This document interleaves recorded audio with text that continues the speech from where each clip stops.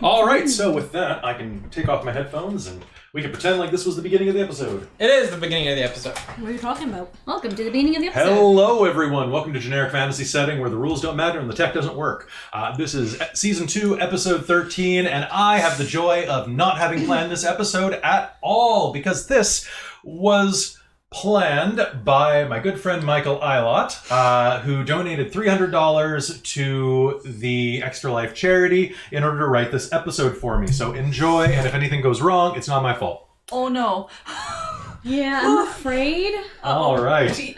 So we may have some technical difficulties midway through this episode, but if we do, we'll just fix them. All right. Yeah. And let me just pull up my notes. Shall we do? don't die. Assuming we don't die, yes. No, if you die, it's a dream episode. Intros Is again? that fair? Yeah. No. You die in no. the game, you die in real life. Yeah. No. I mean, there's that. No! Don't want. Do not want. Not cool. You mean not I can cool. have a free Wednesday? What? Wait, what? What? That's if you die in real life. You would miss us. Yes. Nah. You know we're way too I could be cool. your AV ghost. The ghost in the machine? Yeah. Okay, Ghost in the so, laptop shell. and then what I really appreciate is those of you who are watching us live, just keep an eye open on our sound just in case something does go a little bit sideways, because you never know with technology. You never, ever, ever know. Ever. Ever. Ever. And with that,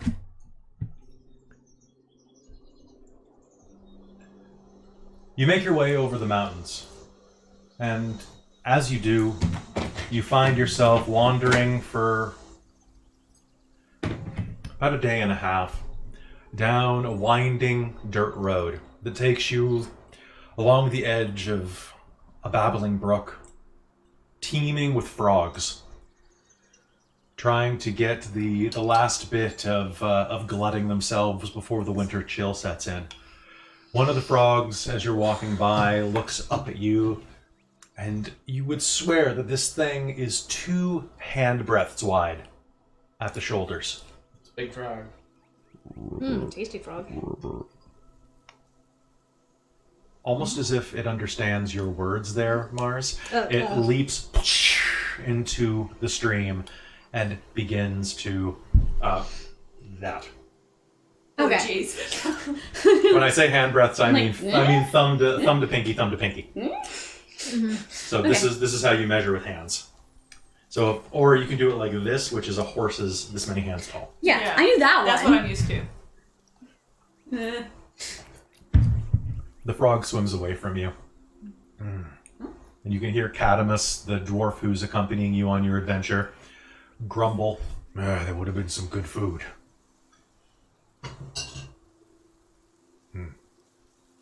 He looks at you and brushes his beard with an absent-minded stroke of a comb. He's taken to doing this as he walks. Makes sense. Now, last night you camped in a small glade, which is where you found this stream originally and filled your water skins. But a windstorm picked up in the night, and right now you all are a bit sore, a bit tired, and are finding crushed and crackled orange leaves in places that you didn't expect to find them all day long. Bits in your hair. Zeno actually managed to find a large chunk of a stemmed leaf in his left eyebrow. Elves have particularly sharp and virulent eyebrows, so it was kind of a... Farah has been grumbling all day because scales impale the little bits of detritus, and she has been scratching them off the sides of her face and arms for the majority of the morning. And as you stop by the brook for a light lunch, I would like everyone here to just roleplay a bit as you open your bags and realize that you're running a little low on provisions aside from trail rations. Uh-oh. Looking down, you can see, why don't I get everybody to make me a survival roll? Oh, excellent. No. Survival? Survival, yeah. 29. 29? 21. All right. 22. 22? 21. All right, so the three of you are going to easily see that you packed accordingly and have a solid number of trail rations, mostly hardtack, some pemmican that you picked up, lots of jerkies and things that don't require any moisture. They also, in fact, they only require moisture because they take about 10 minutes of saliva to actually make palatable. You'll also find a couple of waxed cheeses and other traveling breads. But besides that, and actually you're going to realize, Mars, what did you get on your roll? A 4. As you set your bag down, you are going to notice that it looks like some of the water from last night's storm seeped into your bag, and your hardtack has turned into oatmeal, or at least the consistency of a dull gray porridge. Oh. Oh, son of a bitch!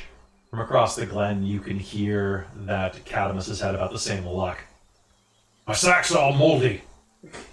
Same here. I didn't want to know that. Oh, Cadamus, you need to take better care of that thing. You can't let it get moldy. If I have enough trouble keeping my beard up to snuff, I'll worry about sacks later. I just need a better sack. So we still have that creek beside us? Yep. And are there any other large frogs there? Why don't you go ahead and... would you get on your survival roll? 29. Yes, actually there are quite a few large frogs there. And in fact, as you are looking around, you will notice that there is one frog in the distance that's almost, oh God, at the shoulders. It's sitting on the edge of where the creek turns into a slight cliff above that, well, above the creek, basically where it leads off into there. And it almost looks like the frog is like sitting on the edge and dangling its legs over the creek. You'd have to say that it's about 1.5 feet tall at the shoulders. Oh, does this look like one of those frog people? Make me a nature roll. 10. 10? I mean, it looks like a frog that's acting like a person. Is it wearing anything? It is completely nude, but it is kind of a yellowish, pukey green color. It has a black stripe down its back. Huh. Sorry, did we all notice him? Or did Zeno just? I'm giving... Look at that frog! It's sitting like a people. What? What? I'm gonna go look. That frog over there, it looks like it's holding something in its webbed hands. it's sitting like a people. Sure is. Do I recognize this at all? Sure, go ahead and make me a nature roll. Alright, let's try with the dice that liked me last time and see what happens. Well, it doesn't like me as much. 11. 11. Yeah. That sure is a frog I'm person. gonna try this one. Oh yes, sparkly. In fact, and as you approach, as you get close enough to take a look, you will hear the faint strumming of a stringed instrument From from the frog. talented. I'm gonna. You're the Sure. druid. Alright, I'm gonna go approach it. All right. Can you do me a favor? Yeah. As you're approaching, make me a persuasion roll, just to kind of do your whole like, hi, how's it going? You try not to intimidate. Hello. Not intimidate. I am not intimidating. Persuasion? Persuasion would probably be best for this. 10. 10? Okay, nice and solid. We were approaching slowly. And Yeah. like that. So you can just hear the plucking of, you think it's like a small sitar.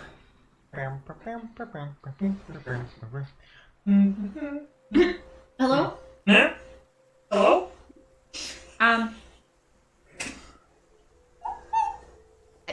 He turns and you can see that he's indeed a speaking green frog thing. And have you ever heard of the grung before? I mean, Amy has. Yes. I think now that seeing him, you're probably thinking this is a grung. Or maybe some type of frog abomination. Either way, it seems to speak a little bit of common. Can I roll another nature thing to see if I actually know it, or just... You think it's probably a Okay. room. Oh. He looks up at you. It's a small humanoid, about, like I said, about, with its legs, probably about 2.5, 3 feet tall at the most. It has long, spindly legs that are stretching out from its body. About that tall, if it stood up. Okay. Right now, it's about this tall at the shoulder, with a head that kind of juts out of its shoulders and looks up at you with its big, glassy black eyes. Actually. You're very good at that. I can't play nearly that well. That is because I am a musician. Do you live around here, or are you traveling? Well, a little bit of this, a little bit of that. This is my swamp is not that far away from here. Are you folks lost? Well, I think we were headed to Skilly Town. Oh yeah, Skillytown's a good place. It's pretty good. Yeah, what's the... We keep heading this way. Is that the right way? Well, there are a couple of different ways to go. If you head down this road for maybe 2 weeks, a little bit before that, you'll come to a fork in the road, and you'll be able to choose which way you go. You can go through the swamp, or you can go through the underpass, or you can kind of take a boring way around. It's a little harder, so if you don't have supplies, I wouldn't necessarily do it. Although there is an old keep that you can crash in if you'd really like.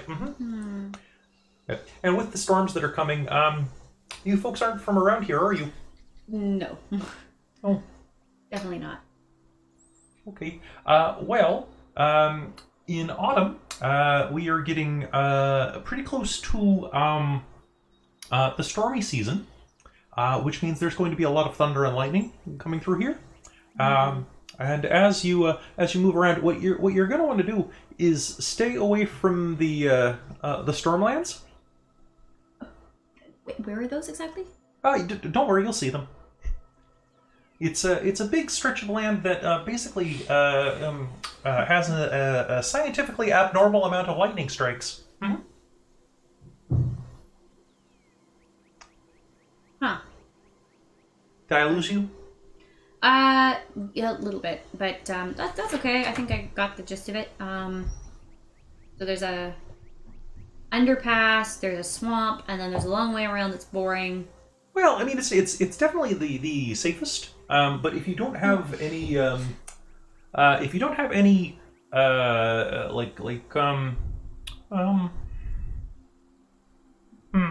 like food, I guess it's boring.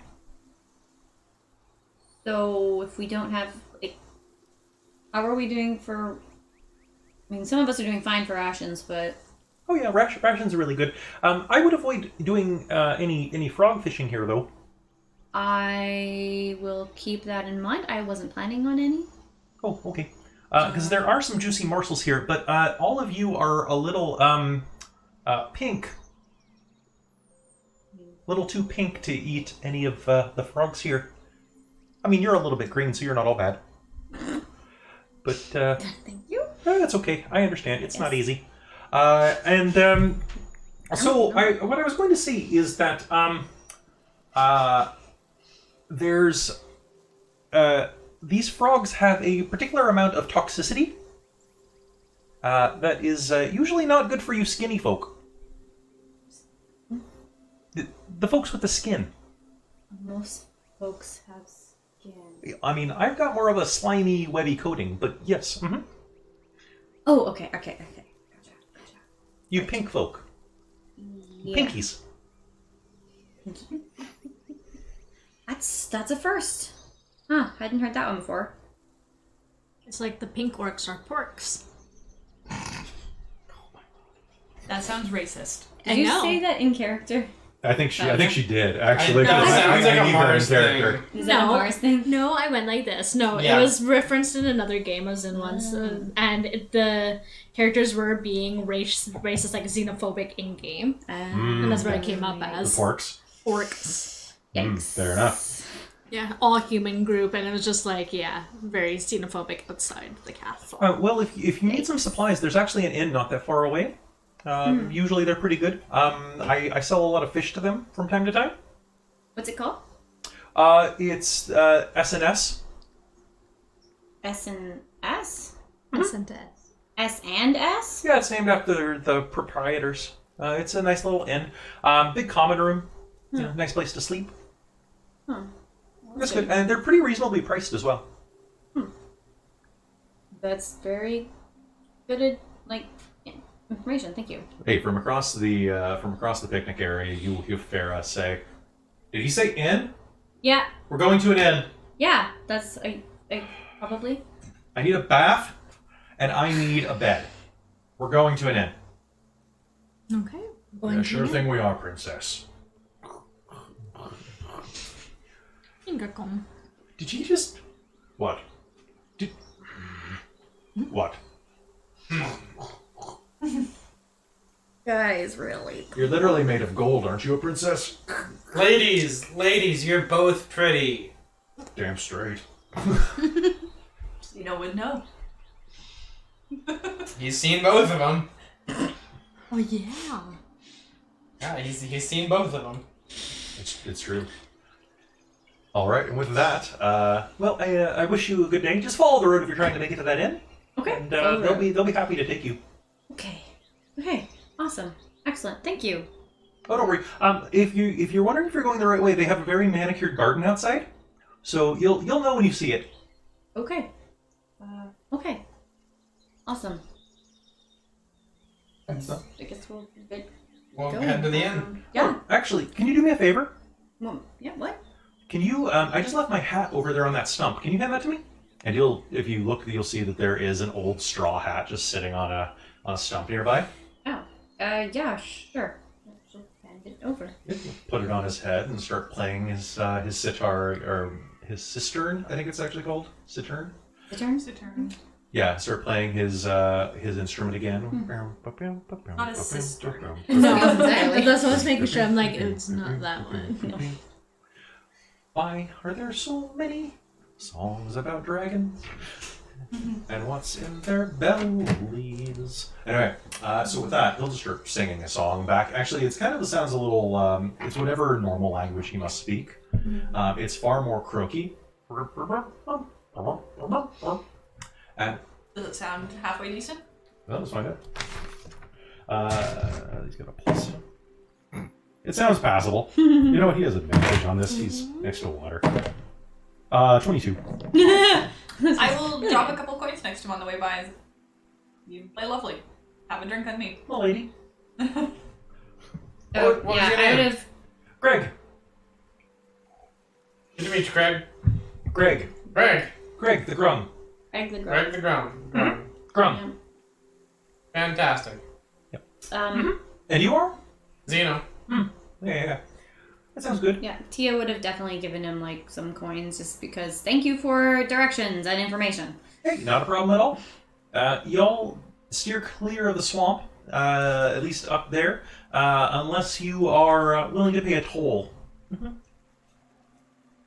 The Grum control that territory and are they're pretty territorial. How much is the toll?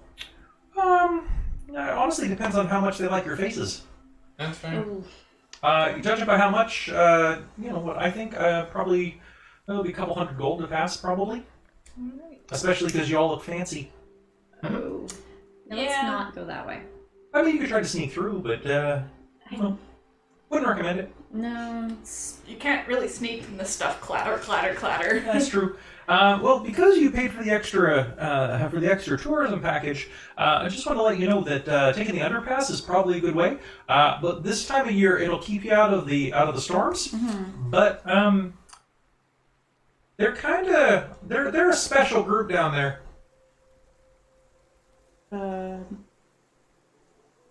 in what way? Well, they're having a month-long festival. That is dedicated to a couple of lesser-known deities, Huh. or avatars of Beatrice. Huh. Is that the party one? That was Basir. Oh, yeah. Sorry, Common's not my first language. I meant Basir. Oh. Some of her daughters. Oh. Well, that sounds fun. That does sound very fun. Depends what you're into. Different strokes for different folks. So, when you say festival and party... Yes, I think you're getting what I'm implying. Okay. Oh. You really mean orgy. Well, I mean, some of it. It's It's Basir. it's a festival to the Madam of Manacles. As I said, sounds fun. Oh boy. Okay. Mm-hmm. And of course the other two, the whipping boy and the champion of chains. Huh. I think the woman of wax, but I'm not sure if she's just a construct. A wax construct? A waxing construct. Oh. It's up to you. Either way, enjoy your trip. Thank you. Thanks, Greg. All right, and with that, do you sit and have lunch? Do you head out from here? It's about 2 o'clock in the afternoon. I think let's get to the inn. Oh my goodness. Yeah. Eat along the way. Sounds good. All right, so you eat and walk, and Mars worries that she's going to catch a cold. And you will make your way up the road. It takes about 3 hours before you start to see the beginning of what you will understand to be this inn. And you see the foliage for, a good quarter mile before you actually see the building. And as you approach, you can see in the distance as you crest a rolling hill, fields and fields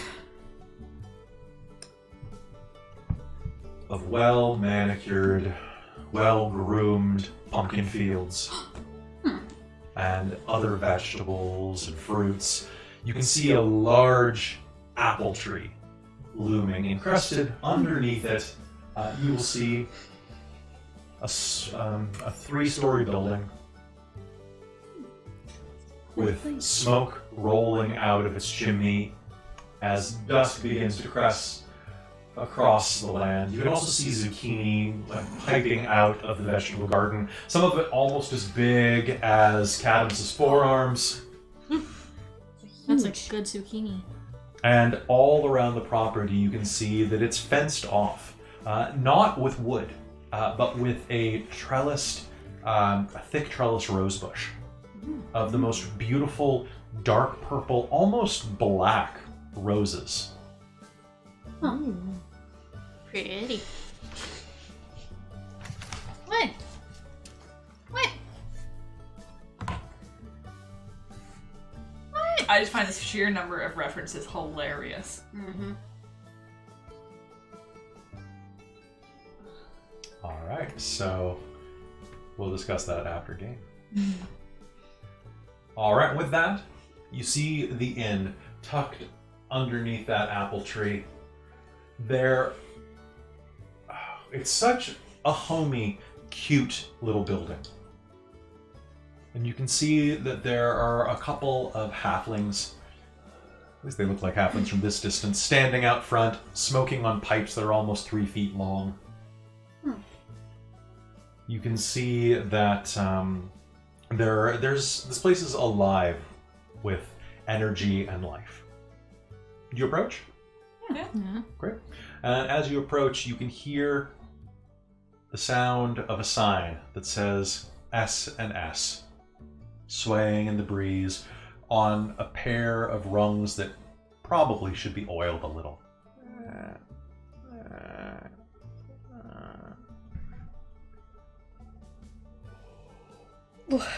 Two of the halflings that are up front, a male and a female, smoking their weed and puffing out deliberate circles, trying to basically hula hoop each other.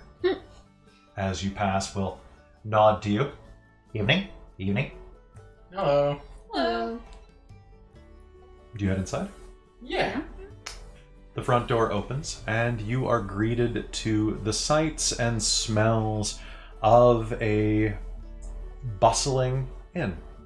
It's about half full right now. The central area has about a dozen tables strewn out about it, and you will hear that there is even a someone playing music.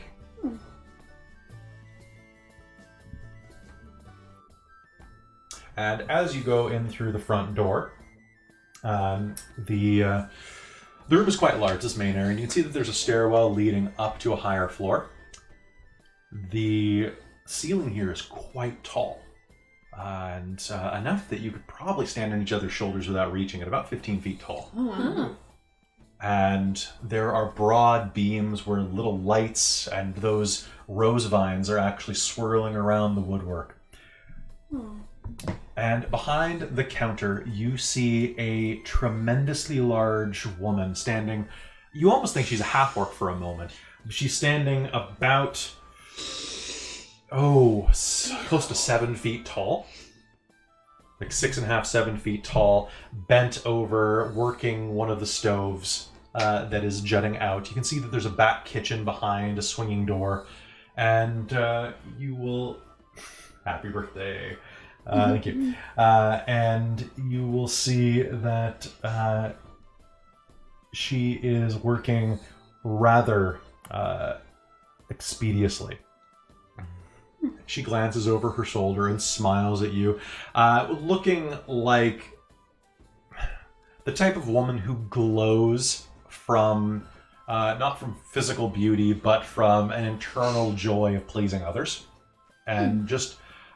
her cheeks are puffy and ample with a good-natured smile, and you can see that the greatest definer of her actual physical age are the crow's feet that are deep and sunk around her eyes from years of smiling. Aww. Her arms are thick like ham hocks, and she stirs a big vat of stew. Oh, hello! Hello. Hi. Make yourself at home wherever you like. And Winter clues in. The black roses weren't enough. No. I had a different idea, okay? Just take a seat at the bar. I'll be right with you.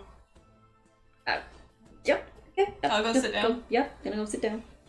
One of the guys at the bar, there are a few in here, and there's all sorts of people, all a little bit strange. And as you sit at the bar, one of them will look at you. It's a rather gaunt, pale man in his somewhere between mid-30s and mid-40s, with a couple of days of unshaven stubble on his cheeks, dressed in a long black cloak. Johnny will move. Johnny is sorry. And will make way for your crew to sit down there. Oh no. Oh my goodness. And all right, and that should do it. And as she says that, she continues stirring, lets her hand off of the spoon, and the spoon continues its work, stirring the pot for her. Huh. Hello and welcome. Good to see you. Good to see you. Hello. I'm Sally, and this is welcome to the Sally and Sylvester's Inn. Huh. Thank you. You're very welcome. And what are your names? I'm Malia. Malia. That's a very pretty name. Thank you. I'm Tia. Mars. Oh, like the planet. Yes. Oh, Zeno. Zeno. Farah. Cadamus. It's so nice to meet all of you. How did you find us? We just... A grung told us about you. Recommendations. Oh, you met Greg. Yeah. Actually, I'm making a fish stew tonight that he helped us catch. Cool. We're heading over to Skillytown. And we needed a bit of a break, and he recommended your inn. Well, you're welcome to enjoy anything here. We're actually in the middle of a sale right now because we're in the shoulder season. If you 5 silver pieces per person will be more than enough. And do you need a place to stay tonight?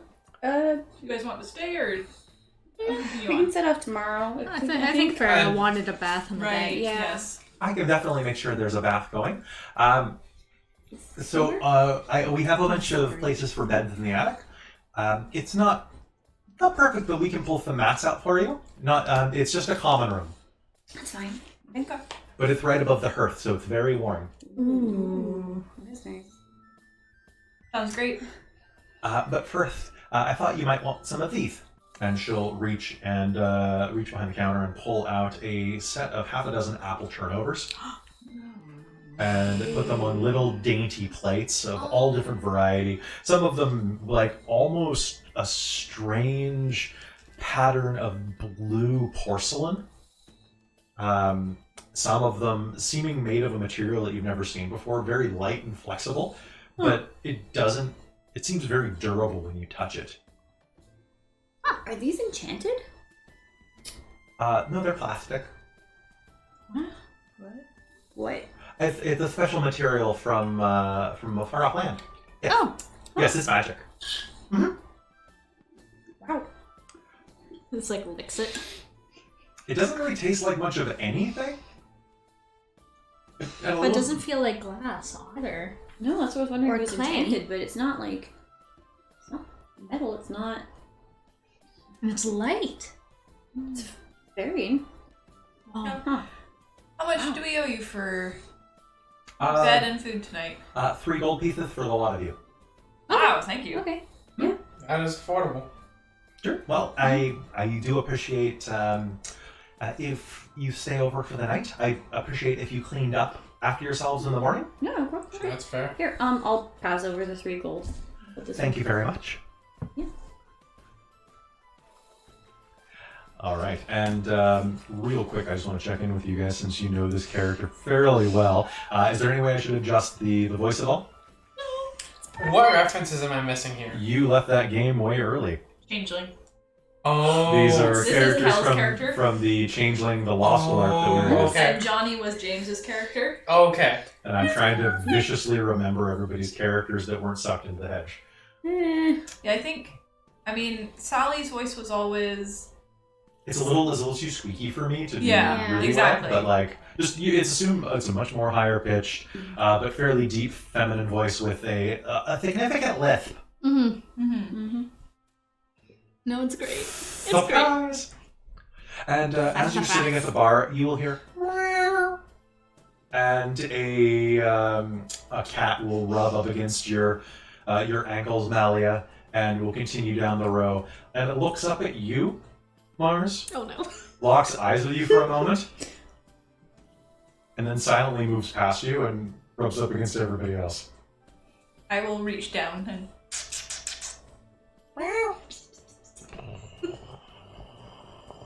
Purring Come back noise. over. Yeah, it'll I will rub scritch. I will offer lap. it will jump on your lap and will actually like reach out and try to paw at the pastry in front of you. I will take it, break off a little bit, give it to it, and... A cat munches on it. Various munching I'll sounds. make sure it has some apple. Alright. I will keep stroking it. And, this is great. Various munching A sounds. little bit more of a back lisp. Oh, good job. Okay. So I'll make sure that we have space upstairs for you, and that there's plenty of room for you to enjoy yourselves tonight. Thank you. Yeah, Better? that's Well, yeah. more along what the I lunch just have to building. keep this tight. Okay. Good. Yeah. Smile. Smile pretty. Smile pretty. It's like Sally. I don't know. I can't do it. Yeah. I don't know. Oh yeah, I that's never right. could. So where are you all from? Mog. Well, yeah. I don't know where that is. It's way, That's strong. way back the other side. Oh, on the island. Yeah. Yeah. We're from the island. Oh, I'm from a place with an island right off the coast too. Lovely people. I never had a chance to go. Is Thestorel very nice? Are you all from there? Yeah. Yep. I'm not, but still. That's true. And kind of? It wasn't an island, right? She'll start, Vera will just start munching on her apple turnover. Various munchings. This is very good. Thank you. You're very welcome. Do any of you have a specialty or a performance that you could do for any of the other guests tonight? There's no pressure. Not really. You don't want to see me perform. I don't know, I have a bunch of disguises. I could probably do like... Are you an actor? Yeah, she is. Yeah, actually. She's a very good actor. In I might movies, be- even. Oh no. Oh, hi. You have movies here? Yeah. That's special. Yeah. Maybe I could put on some sort of illusion of quick change, like with my disguise kit. That would be really great. Yeah, I'll take a look and see what I've got and if I can make a show for you. Well, I should probably get back to cooking, but make yourselves at home and feel free. Everybody here is very friendly, and they'll treat you really well. So I'll see you very soon, okay? It's like, I don't believe it. Dinner is at 7 o'clock sharp. So, see you soon. Oh, and if you see my husband, he's supposed to be showing up with some vegetables for the stew. But I know that he has a bit of trouble losing track of time. Sure. You said Sylvester? That's him. He's pretty recognizable. He's a big guy. Okay. Okay. My spoon's going too fast. And she goes back, and the spoon has actually switched into high mode. You can see it's sloshing fish soup over the side. Monsoon mode in white dress.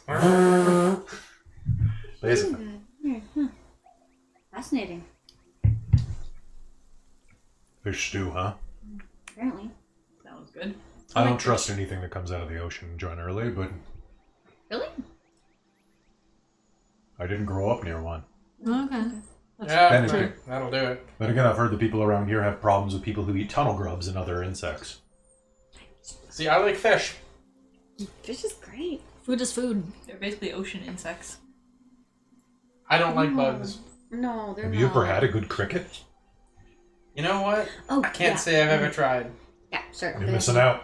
High protein. He flexes a muscle at you. It, like, just jumps. Yeah, just... he loads his guns like Henry Cavill. Oh, and like Impressive. that scene in what was it? Mission Impossible, where he just like, Yeah, where he like cocks his arms. because that's how arms work. That's how arms work. Yeah. All right. Locked and So, loaded. seriously, put some hair on your chest, if that's possible. I'm an elf. I don't get hair on my chest. How are you ever going to grow a good beard with that attitude? Why would I want to grow a good beard? He spreads his arms and... Because you would look this good. It looks that good on you because you suit it. Would this face suit a beard like that? Yeah. No, it would Yeah, it look. would. It would look silly on me. It wouldn't look silly on you. You'd look good. It looks fantastic on you. Think of how it masterly would you look look. horrible on me. You would No, look what so if your manly. beard was just like straight though? Like your hair. Something about you that has would to be. look cool. Not everything about me has to be straight. Question, how long is Xena's hair? There's something about Xena's hair It's- is quite long, It's right? quite long. It's, So all you have to do is reach around, pull it forward, and hold it over your face and see? do you suggest that? Do you do Yeah. it? I'm like, well, show us then. You've got hair. Like, you have Oh. long hair. Just pull it around and... No, he's right. He's right. That Oh, would not because work. he's giving himself a druid. He's giving himself a druid beard. That doesn't count. I mean, he's an elf. That's all he's going to be able to grow. I start making waves in it. A druid beard grows straight from the chin. They shave their lip. Really? It's a druish custom. I think you're thinking about different druids. But That's better. Look, the mustache is good. It's too straight. Well, maybe if he curled it. That would be an awful lot of work. You know, No, really, you put a little bit of wax in. I put beeswax in my beard every morning. that sounds foul to me. Smell this. It smells like cloves and citrus. It smells delicious. Exactly. I smell delicious 24/7. Oh, yeah. Got him. Got Amy, join us.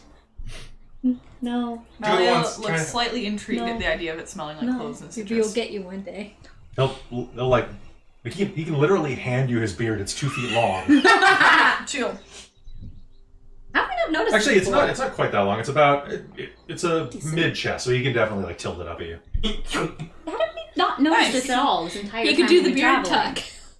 He can't do the beard. I tuck. didn't know where the did smell was beard coming tuck. from. I assumed somebody was using scented wax in their bag or something. I mean, I didn't associate Well, it it's with not you that because strong, really, but Yeah. Huh. you know, it does the job.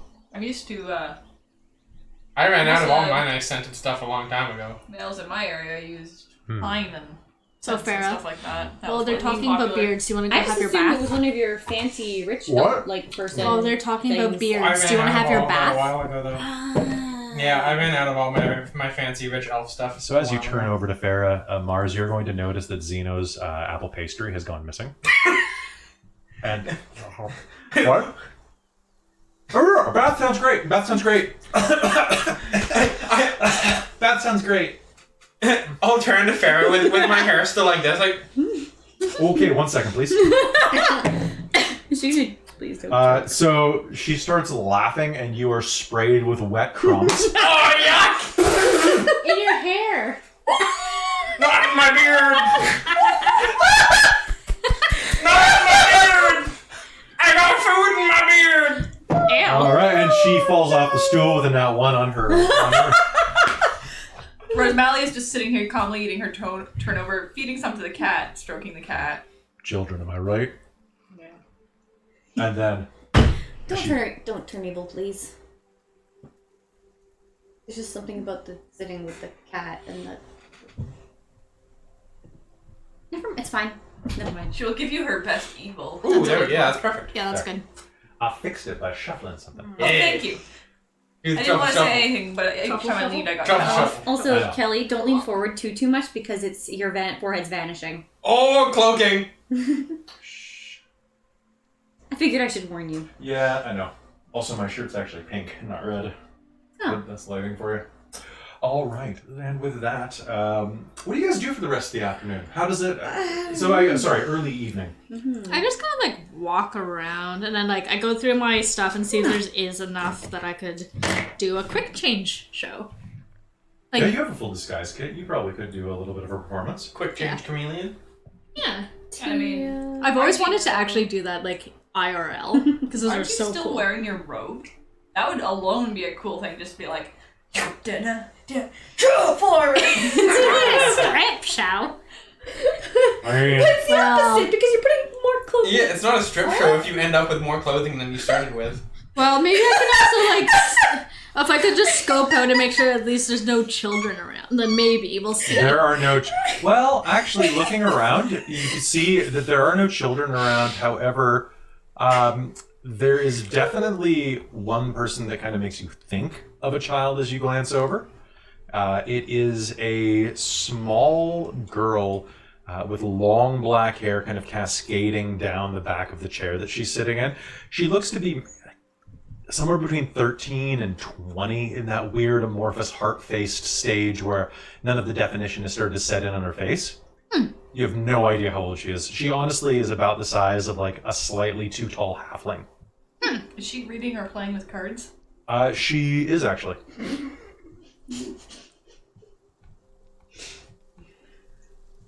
All right, I'll kind of like walk by and see if I can get a better idea of how old she is. So I'm like, She just looks up at you with kind of dull eyes and squints.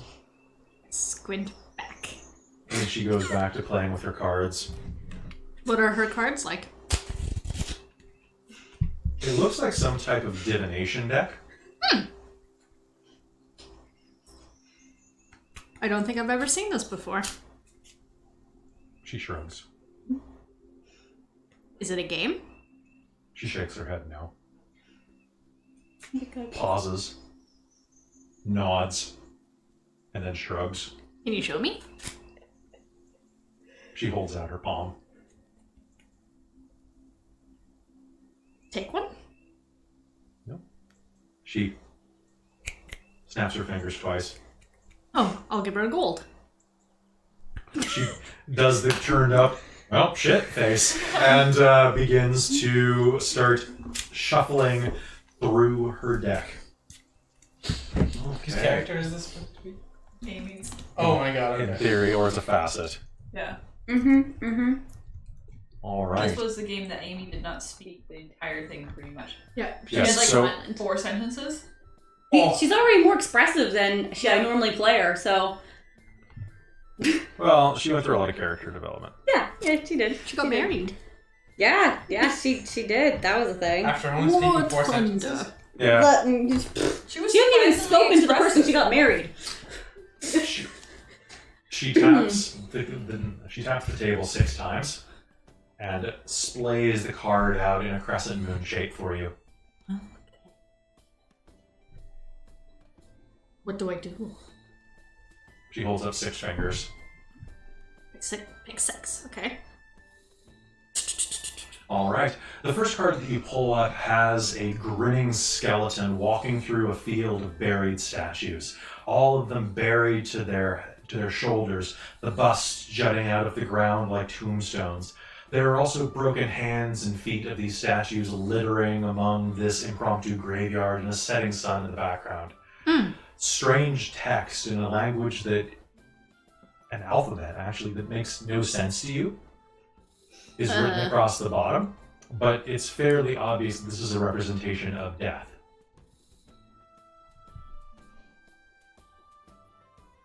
Me. Okay. She pats her chest and signifies at you. Can you make me an insight roll? Well, maybe. Yeah. For any of us watching 12? 12. I probably am. She is very points at weird. you. You Me. feel. Heart, feelings. You. You think she's saying this is how you feel about yourself. Oh. Sad. She does a little tear gesture and then mimes something in her hands falling apart. Okay. She points to the next card and give me one more insight roll and we'll see if this carries you through the rest of this. 10 that time. Okay, so it's enough that you can probably get the gist of this.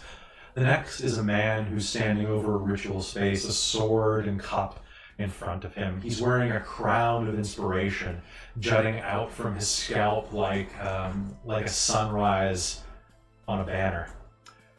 In his hand, he's holding a magical rod of some kind.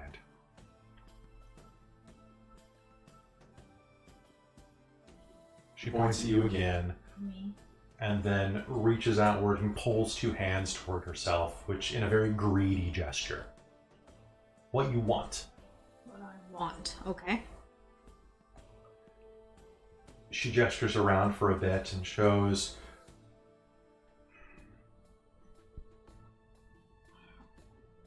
Want. Heart. Love. Huh. the third. She gestures to, and you see a man clad in full armor, astride a pair of horses pulling his chariot across a field of blazing fire, tracks left behind. This is a victor. This is a champion. She gestures to again, presents a face of fear that just points at you and then pulls away from the card in mock terror. Wait, what? No. What? What does that mean? She taps the card again, points at you, and kind of pulls away from it. You fear. What do I fear? Wait, what?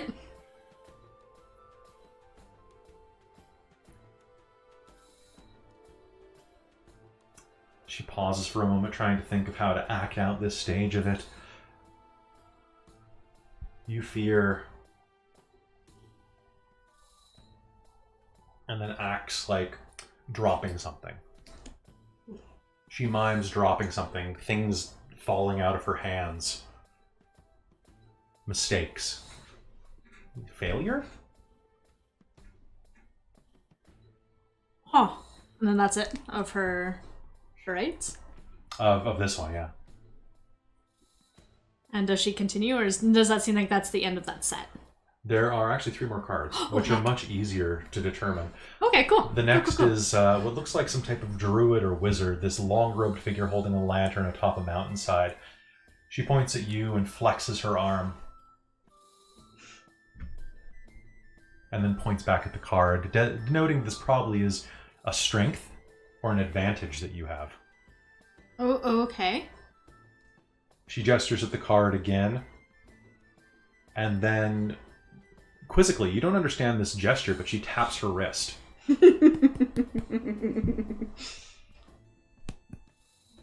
She looks around, sighs, and points at an old grandfather clock on the wall. Time? There would be clocks in here, yeah? Yep, there are some very rudimentary clocks. Gnomish make usually. Okay. Oh, okay. Time? What time is it?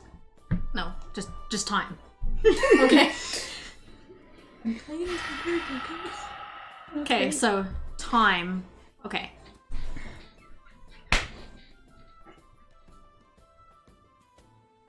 She looks at both of your companions who are watching. Can I try and interpret what she's saying? Yes, you may. Insight, please.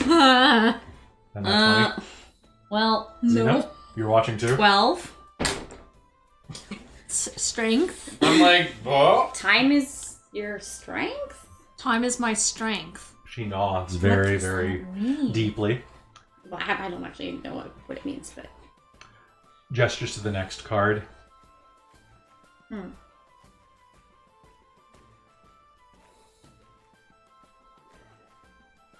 Points at you, holds a hand up, and slams a fist into it. You're gonna get I'm- punched. She shrugs. Or I mean, something, Or you're gonna punch something? Or you're gonna Maybe. punch something, yeah. She flexes again and mimes the muscle drooping. You're no, I think too that means weak? that What? something's going to stop me. Something's preventing me. Oh, something's gonna fall on me. And then she points down, and you can see that it is a pair of actually naked people on this card, walking through a garden holding hands. The art on these is really pretty. Yeah. You're gonna have 2 naked people drop on you? I mean, there are worse things. Ooh. Insight? go ahead. Insight to see if this actually is what I think it is. Oh, it's not the 12 again. That does not like it. Oh, 13. 13. 16. We're not doing well. This looks like some type of relationship card 16. or like a loving card. So something about that's going to be going against you in the near future is going to involve a relationship going awry, or something is going to an unexpected change in a relationship is going to cause drama for you. Ha! I'm not And in a then- relationship with Well, anybody. maybe you're gonna get into one. Oh, wow. Or someone else's heck. relationship will be a problem. Maybe it's my turn to get married. What? No one's married. You're married. She gestures to the last card, which is a spoked wheel that looks almost like a sundial. And as she swings her hand around it, she will point at you and swing her hand in a wide arc. And give me one final insight roll, anybody who's looking. I'm too busy eating turnover and pet true. a cat. 19. 19. Nat 20. Nat 20. Okay, all of you will get the sense, but the two, Zeno and of course Mars, are going to get. This looks like a fate wheel. You've seen these before. So, fortune tellers use them as well. Basically, they use it on a spoke and they spin it, and that's your fate. Or it's also a Round and game round show it for certain goes. towns, Yeah. where women in sequence dresses pray to the gods and spin letters on board. And this. Oh no. I love this game. And as you are looking at this, you can see that the it looks like this is definitely a fortune wheel. Okay. And she mimes spinning it, and then spinning it faster and faster and faster. Without it seeming to stop. Yeah, it looks like the speed. She's saying that your future is, and your fate is going to change quickly. Wow. And with that, she shuffles the cards and puts them back in a velvet pouch. Oh, that was neat. Here, have another gold. She'll nod and pocket the gold. Cool. That was Neat. interesting. So I've never seen that before. Huh. over at the table, you are munching away and petting the cat. And as you're doing that, a rather swarthy woman with deep tanned skin approaches. Oh, hi there. Hello. Are you eating all of that? How many do I have in front of me? You have one that's about half eaten. Yes. It's very delicious. I know, right? If you decide not to eat it, I'll be happy to eat it for you. I'll let you know. She runs a hand back through her hair, and you can see that everything about her face has a slightly fuzzy tinge to it. Mm-hmm. You think she might have maybe a little bit of like Fearbog descendants. Like they're a giantish race with like rather like furry cheeks and furred ears. And her ears are a bit elongated as well. Like I don't know. There's something weird in her genetics. You kind of get the sense that she has the pudgy cheeks of like an otter. Okay. I will keep it in my hand and keep. And she will go by to the other plates at the table that Sally hasn't cleaned up yet, and will start licking a finger and mopping up crumbs. Oh, Sally, these are really good. Well, thank you. I'm really glad that you're enjoying all of this stuff. Now, Thamatha, you need to make sure that you don't pester the new guests. They're just trying to enjoy themselves. I know. I'm just hankering for something. And I we'll will spend some keep time. eating, break a bit off, feed the cat. Keep eating. Musically sings up at you as you feed it. You are a cat of many talents. Oh yeah, she's a good little kitty. Aren't you? That's my kitty Anya. We lost her for a while, but then she came back. And with that, She seems like a very nice cat. she's almost like a person. I will do the little Minton, lean over this way. Scratch, scratch, scratch, scratch, scratch, scratch, scratch. She doesn't have a tail. Oh yes, this cat does not have a tail. It's probably bobbed, maybe. Well, it looks like you had a little accident at some point. All right, and with that, you will have a pretty solid bit of time. There is a musician who is strumming away in the back. It's actually a gnomish female that is just kind of strumming casually and working a bit of just crowd-pleasing magic. She uses a little bit of illusory backup singers to kind of just hum along with her and play the tambourines while she is working on... what instrument is this? A lute? That sounds like a wind instrument, doesn't it? I don't know instruments very well. That's my I mean, the one that's like playing right now. Yeah. That's a bit of a combination. So basically, she's playing all of these at once, using a little bit of magic in the background, and That one person, was it the one person band? Yeah. I think it's almost like maraca, almost a little bit. yeah, it's the shrill thing I'm thinking of, but Yeah, it's like a pipe of some that's a pipe. sort. Yeah. Like the Pied Piper pipe, though. so she it's a pan flute. That's what it is! Yeah, thank you. So she's playing the pan flute and being accompanied by kind of vaguely spectral forms. It's a pretty low-level bard spell, but it just jazzes up the audience a bit. And she continues to play, and I'm just kind of keep everybody's spirits kind of afloat. And by the end, the place is full of about 20 people who are just enjoying themselves, milling around, and having a fairly relaxing evening with you. What do you all do? Continue eating delicious food. All right. Mally's like she's lost Yeah. weight with all this traveling. She needs to put some of it back on. Yes. He is wandering around, sort of just chatting, I guess. All right.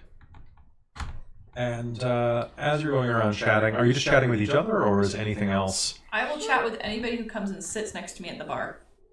Yeah, and T is kind of curious about. A lot of these people are very odd. Zeno's out mingling with a bunch of people. Yeah, basically, yeah. Well, it sounds He's good. like, hey, people, that sounds cool. Let's talk to them and see what's going We'll on. tell you what, I won't randomize this, Zeno. Why don't you go ahead and give me a d20 roll? Everybody give me a d20 roll, and I'll count down my list of NPCs. A d20 roll it is. A d20 roll to tell you. 19. No, 20. Jesus. Okay. I have 1, 2, My 3, first 4, 20 of the 5, night. 6, 7, 8, 9, 10, 11, 12, 13, 14, 15, 16, 17, 18, 19. Okay. So, one sec while I write these down. And then... would you get Winter? 19. And would you get Amy the 20? 20. Would you get Xena? 16. Okay, subtract 3 from that, and we are at...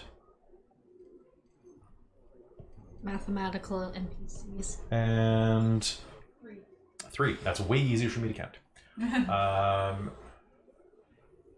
That's not as much fun. I'm going to round up. Well, I've got a full list of every character from this, and I'm like, I'm going to stick to characters that aren't my NPCs from that game. Oh, so no Was that? No thunder. no Lord Thunder. No, Lord Thunder's long dead. Yeah, that's Aw. fair. Very much so. All right. So as you're sitting around, I'm going to focus. Actually, I'm going to go down the table. I'm going to give Winter. I'm going to go you last because you had that nice scene just now. Yeah. So, Zeno, who are you seeking out? Just anybody to sit next to? An empty space? Someone who looks interesting. There is a man who is sitting on top of a table. It's this large bench table toward the back, away from the music, kind of in one of the darker corners of the room. And he has about 5 people just sitting around and listening to stories. All men except for one short-haired woman with a number of tattoos spiraling down her beefy arms. And he has golden skin, almost reminds you a little of that tinge of Ferris skin.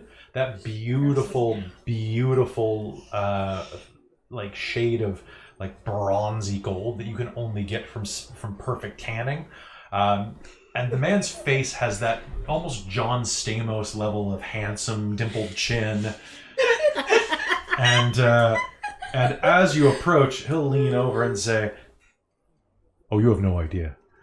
So once I got her clothes off, I was you have no idea how surprised I was, because while I saw that 2 of the most beautiful breasts I'd ever seen, she had 2 more.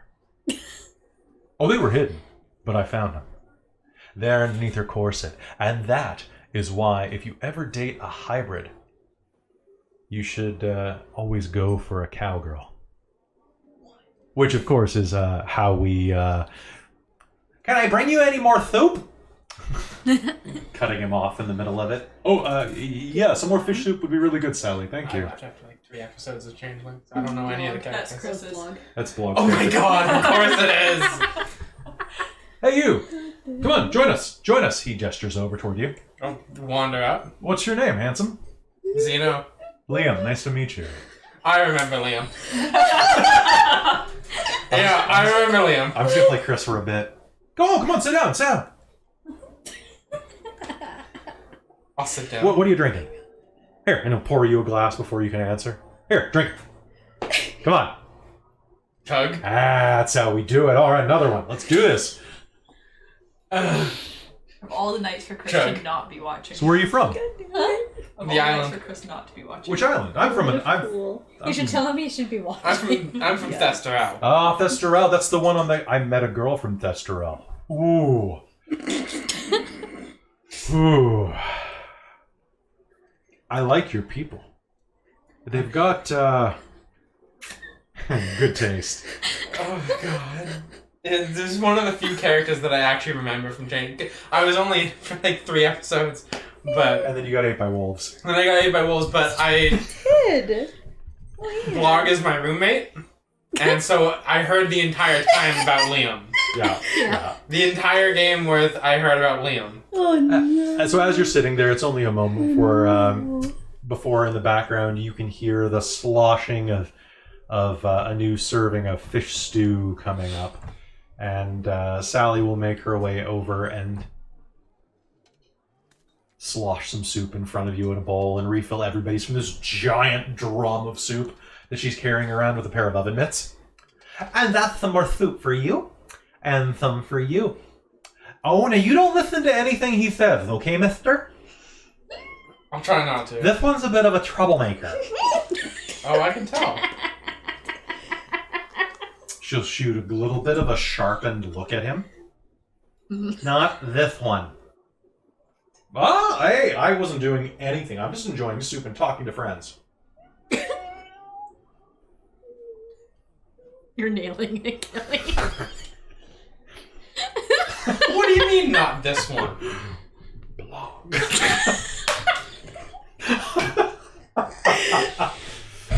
All right. And he'll go back to telling stories about sexual conquests and other things that he's done in the past, and some of these stories I'm not going to use for this channel because they're NC-17, but basically things like, and then I dropped my pants and she couldn't believe her eyes and neither could her brother. And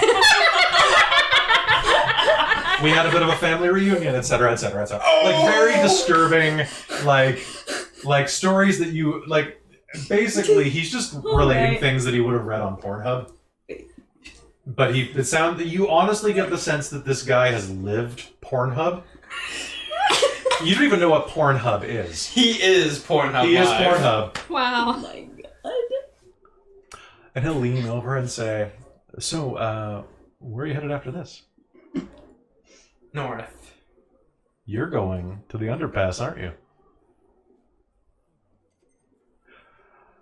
I might see you there. I've been wanting to travel there for quite a while. I've heard that there's a little bit of a party happening there. A little bit of a party happening. A little bit of a party happening. It's the festival of Levicious Delights, or whatever they're calling it. I don't know. I don't really speak that language very well. And it's all an elf. Apparently they're like black elves, like pigment. They're like dark-skinned elves. Oh my god, like Droggers? Drow? Drow. Do you say that? Oh, Yeah, yeah. Drow. whatever. I don't know the technical term. I don't know that many elves. Well, I think you're one of my first, actually. I mean, like that's not true. I know a lot of she and things like that. But you're one of my first elves. Actually, would you like to be my first elf? For instance, sir, I am a high elf. That's Are like you- Kelly's does- roll persuasion. Are you Thanks. are you holding? I could be a high elf. If you want.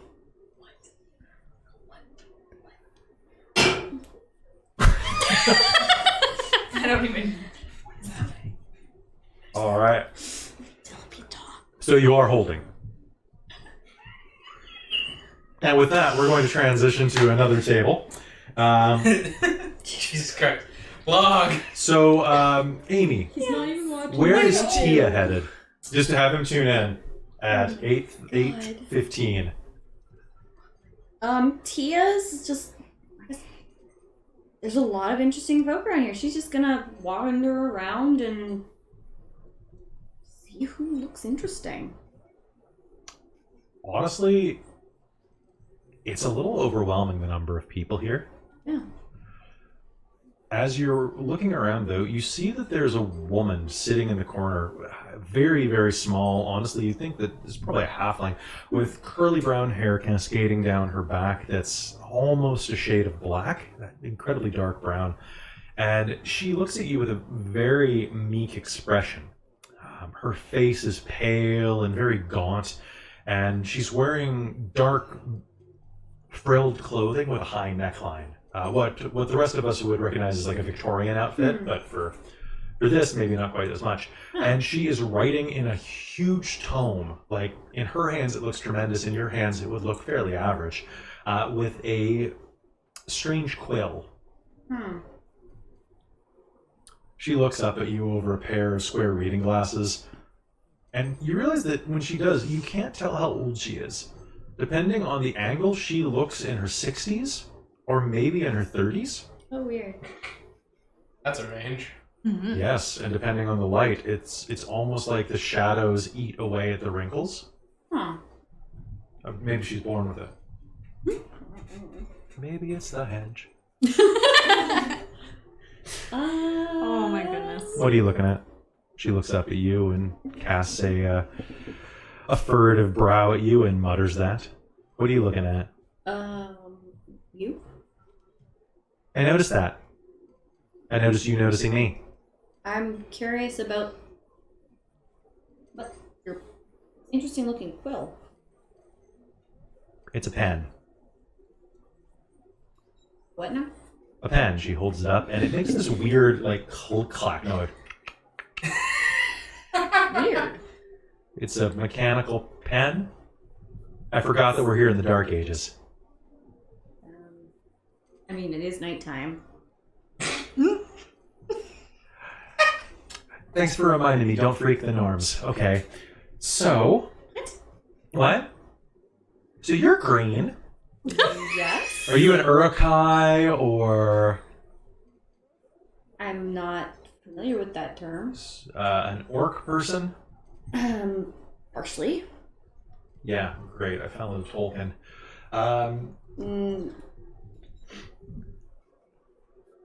Hi, nice to meet you.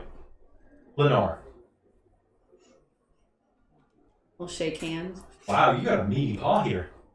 I have a normal hand for my stature. Her hand fits very comfortably into the fold of your palm. You have a very small hand It's normal sized. for your stature. Well, it fits me. Alright. I'm gonna go over there. Tia's gonna turn and How do you walk spell? away. How do you spell Tia?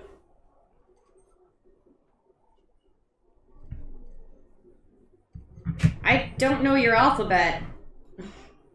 That's okay. I understand yours. Just say it in yours. D-E-A-H.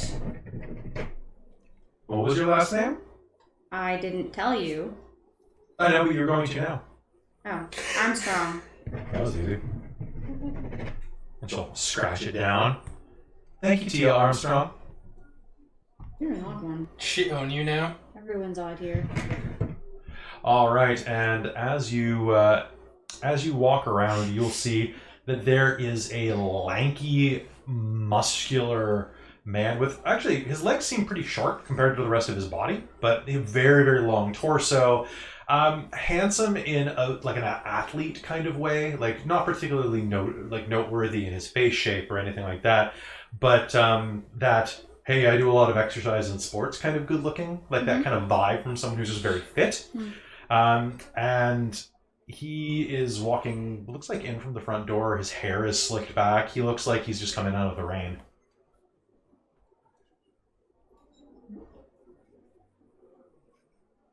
Oh, hey, you're green.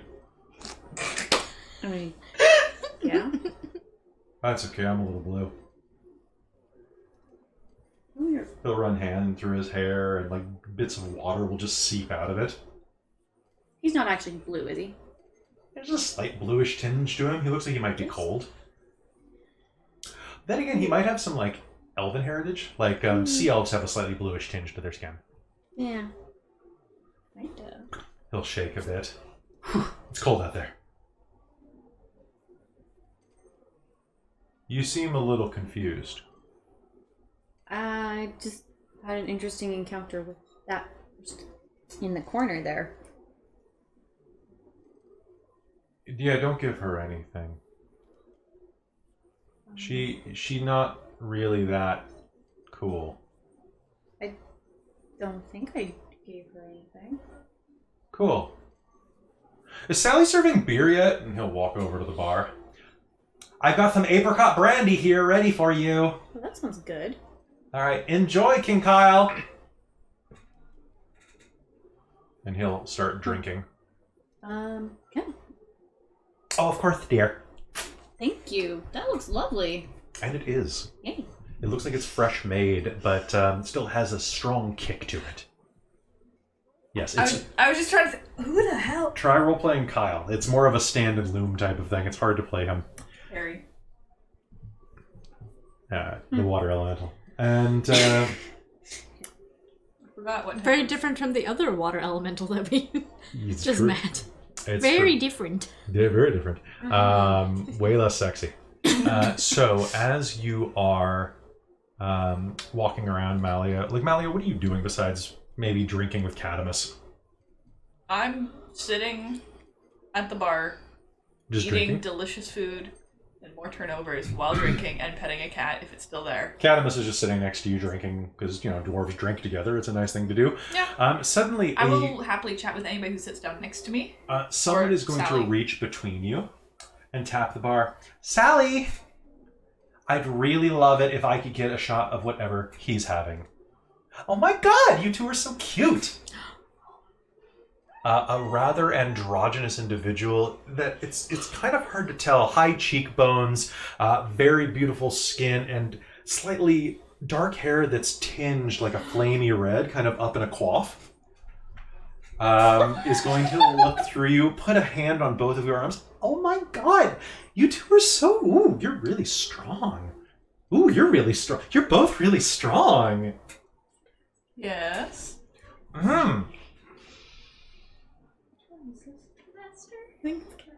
Is it?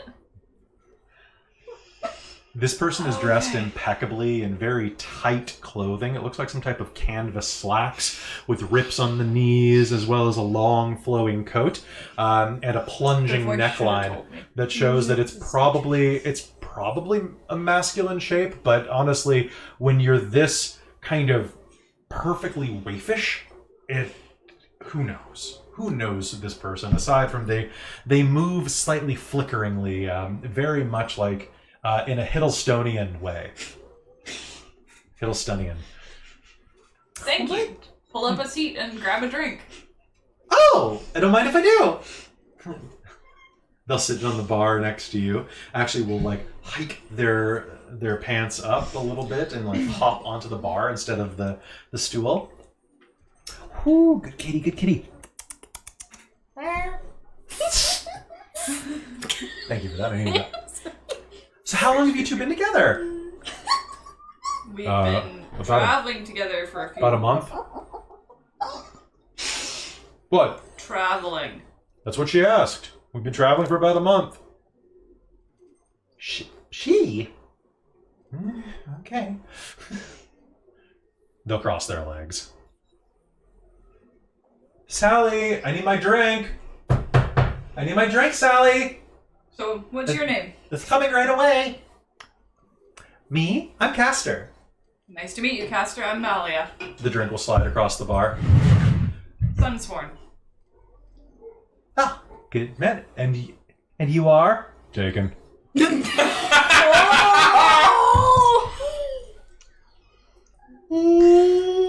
By who? That's what you say to them when they ask if you want some company. Oh my god! Are you implying that I am a... That. I don't know whether to be... embarrassed or angry or complimented. Be complimented. He's a dwarf.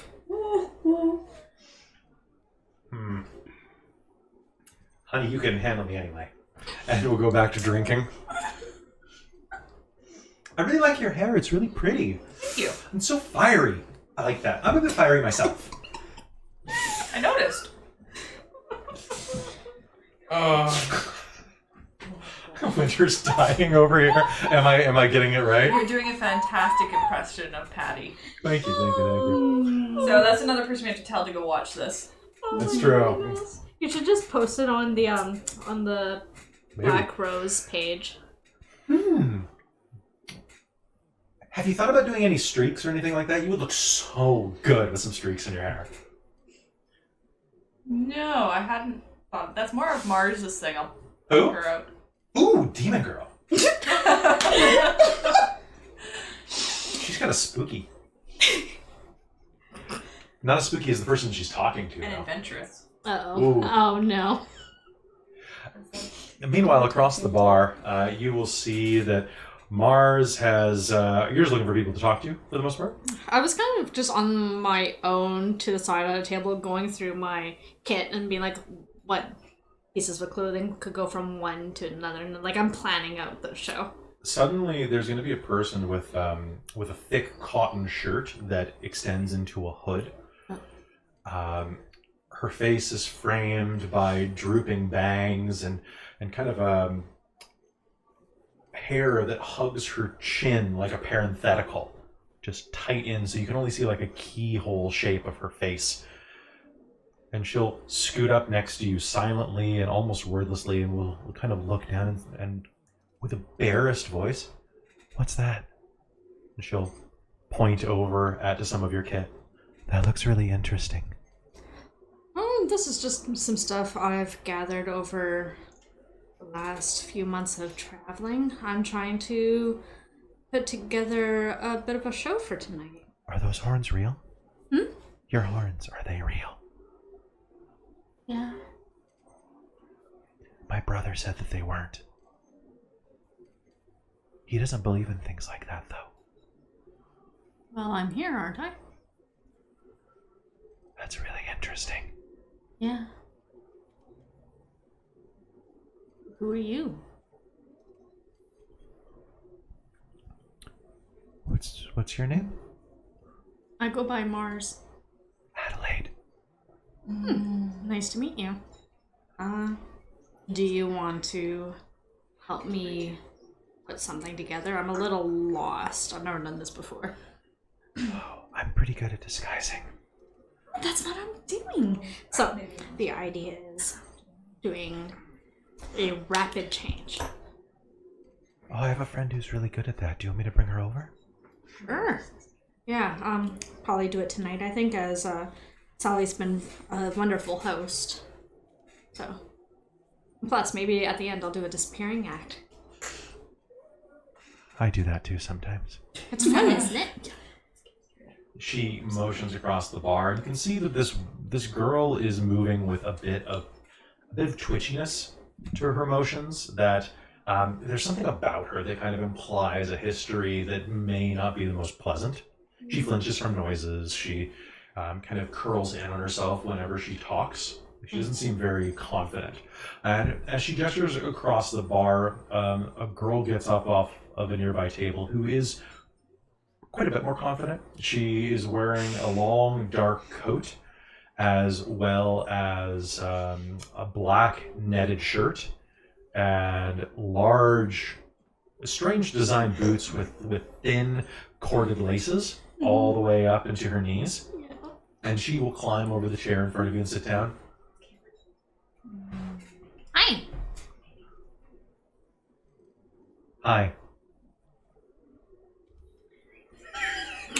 Why'd you call me over here? Ms. Adelaide over here said that you are particularly good at disguising. Yeah. Yeah, I'm putting together a show tonight, and I've never had to make a rapid disguise from one succession to the next. It's pretty easy. Yeah, so do you know any good tips or tricks for which materials might go better? It's all about misdirection. Yeah? And as you tilt your head to the side, she will thrust her hand out and snap her fingers in front of your eyes. And as you reel back and blink, you'll be sitting across the table from someone who looks just like you. Oh, that's so cool! Whoa. How did you do that? Sure. What's your name? Mars. What's your name? Quinn. Oh, that's so cool. Eat this. And she'll slide the bulb of a black rose across the table to you. So wait, what am I doing? Eat it.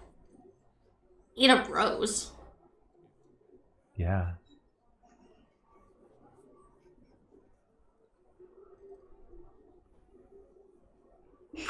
As you bite into it, you can feel the yielding of the petals underneath your teeth, like eating a salad.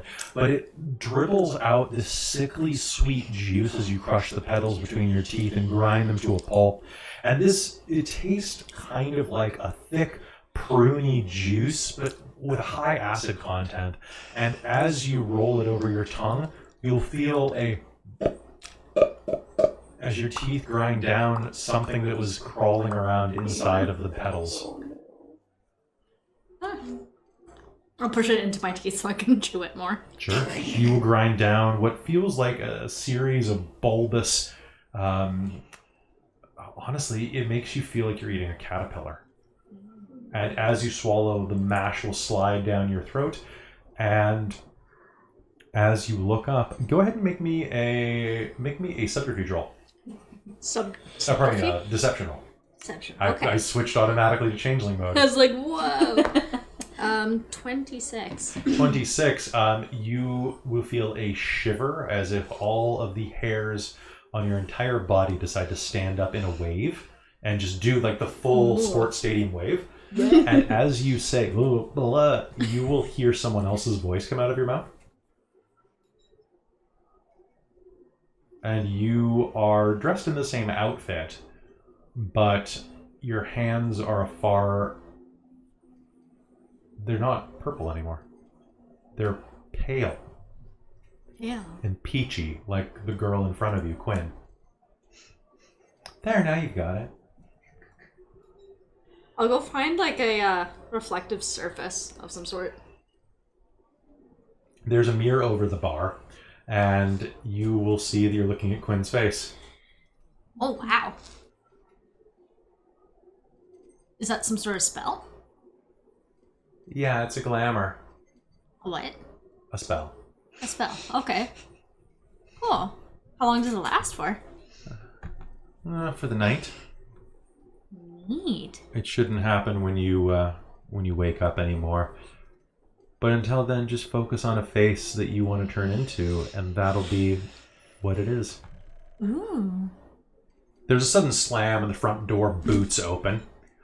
And a woman dressed like a sea captain is going to stride in, her belt jangling with rusted iron keys.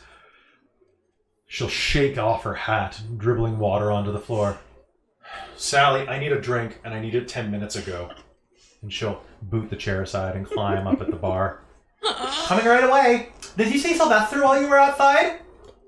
No. I didn't see anybody except for that guy. And the front door will open again, and a tall, kind of a wolfishly built man in a long coat will enter. It's coming down in cats and dogs out there.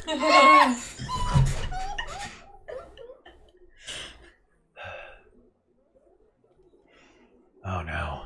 I'm gonna go rescue that guy from Liam. And as the door begins to shut behind him, it will almost close home and will suddenly be buffeted by a couple of individuals in long green cloaks. Actually, there will be 4 of them. They have pinched faces with a slightly orcish tinge to them, and they come through the door. They're just a little bit under 6 feet tall. Well, except for the last one, he's a good 6.5 feet tall. They lumber through the doorway, shaking off some of the water, and approach the bar. They pull up a couple seats down from where Malia is sitting with Cadamus, and one of them slams a fist onto the bar, kind of awkwardly, his elbow jutting out to the right before it makes contact. Beer. Beer now. Coming right away. The others will amble over to the bar, and they'll titter at each other. And Malia, can you do me if that was the weirdest Malia I've ever said? Malia, can you make me an insight roll? Or a perception roll? Your call. 20. These guys are probably a little bit drunk already as they're wandering through the bar. And you are going to hear the strangest gurgling noise coming out of their stomachs. Ellie, do you have a post-it note? Yes.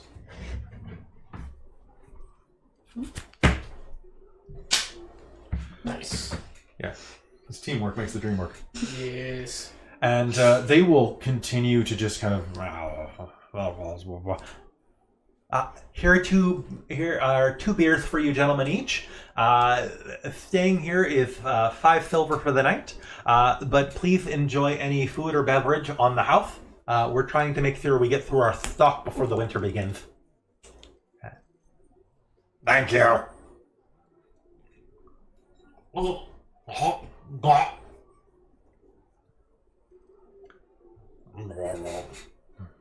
They start to tremble slightly as they drink. It's really good stuff. It's very strong. Be very careful. Thank you. Room, please. Please, room. And one hand will awkwardly reach out, jerkingly slam a gold on the bar. Oh, yes, of course. You can stay upstairs with everyone else in the common room. Room, please. Please. Please. He talks to his chest. And you hear him mutter back up. Please. Please. Okie dokie. So, what is everyone else doing? I'm writing it out for you. Are you? Okay. So, over by... the night progresses. And is this immediate things you're doing right now, Winter? Okay. You'll see.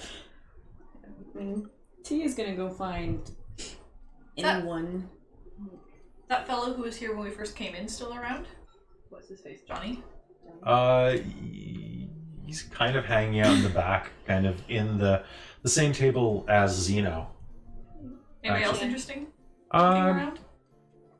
T is definitely meandering back that way. The last one that you can see is there is a radiantly beautiful woman hanging out at that table as well, who honestly looks like a spring afternoon. Her hair is beautiful with a string of flowers almost just knitted into the curling locks of purple and blue. Yeah. She honestly looks like a flower that's bloomed into a person almost. And she's sitting down there, and she occasionally just butts in over this gold-looking guy and corrects him. That's not what happened. No, it was actually... and proceeds to talk, swaying these tremendously large high-heeled shoes back and forth. Sure. Yeah. T is definitely wandering over that way to see what happened to you. Zeno now gets distracted. He's like, ready. One-track mind. It's the shoes. Oh. It's always the shoes. But yeah, the beginning part is kind of important because I don't think anyone's seen that before. If Zeno looks like he's having fun, Malia's probably gonna ditch Cadmus and go join him. Yeah, we're gonna go party with Zeno. All right. I am looking like I'm having fun. All right, so you'll head over there, and you'll spend a good half hour just drinking and hearing impossible stories of sensuality, sexuality, and perversion that are surprisingly funny. Like, it's things that are like the worst cards from Cards Against Humanity. I will recommend heavily to Liam that he should talk to our friend Mars. Do we really want them to interact with each other? I mean, it'd be it's been a long funny. time since Liam's bear Does murder. Liam have horns? Have antlers? He's wearing like an antler crown. Okay, I couldn't remember if Of that was course a he crown is. or if he just had antlers. I think he did. Yes, but not in the form you can see. Okay. Never mind. Otherwise, you'd see that He's there was an wearing a actual otter over there. You can also see that fuzzy girl is going around eating stuff off people's plates when they're not paying attention. Be hungry. She's hankering. All right, and with that, you will look around saying that she should probably meet up with, or he should probably talk to Mars, but you can't see Mars anywhere. Where the heck did she go off to? The bard finishes their set, Oh well. bows, and No problem. thank you very much. That was wonderful. Actually, Wonderwall is actually a spell, so. How about Wonder Bulb? Wonderful. Wonder Bulb. Hello, everybody. Next up, we have a new person at the inn who is doing a quick change session. Please say hello to Marth. Yeah. Ipan. No, just kidding. It's just Marth. Although there is Marth Ipan if anybody wants it. Yum. Sally. And out to the little stage that's set up next to the stairwell, a person that Winter. Please describe the person that walks out. So this girl walks out, and she was roughly about early 20s and had strawberry blonde hair and green eyes. Kind of meekish. And this little wave to the Is she audience. wearing the robe? She is. And How did she get the robe? As you're looking at That's her, Mars. you can see that it's like a she- human. It's very human, but strangely, it has the same face shape and features. Like, it looks very much like Mars, I'll find you guys in the crowd and I'll give you a wink. but it's not Mars. You'll get confused face back. And then I'll start. Insight roll for just Mars things. Well, just one moment. The Just Mars thing is about to happen. And then? Yeah, so then she'll go through the quick changes, like if you've ever seen them done on TV or like magic shows. It'll be like there's music and you go with the beat of the music, and then suddenly it's just like wham, it's a different outfit, and what it's Katy still Perry it's did. still the girl do it. It's still the girl on the stage, going from like different clothes that you've seen Mars wear before, maybe some disguises that you've recognized her doing, and then she'll just change again, ba ba ba ba, and then again. The last one, if you'll recognize Mars. Kelly.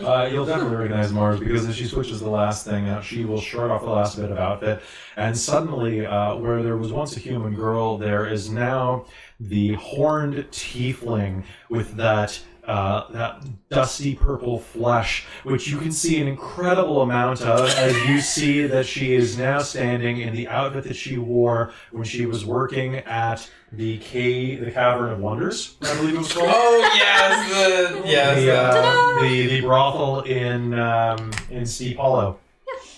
And with that, you will hear a number of cheers erupt, And she'll do a bow. and the rest of the night passes very. Yeah, that's Mars, Liam. Yeah, That's Mars. Yeah, I should get to know her. I think you guys would get along great. yeah. Yikes. You'd have fun. As long as you can measure up to the last fellow. Yikes. Yeah, that'll do some Eyebrow doing. wiggle. You mean girl? Oh, I was no, thinking guess- of bear murder. Yeah, me too. I miss him. Yikes.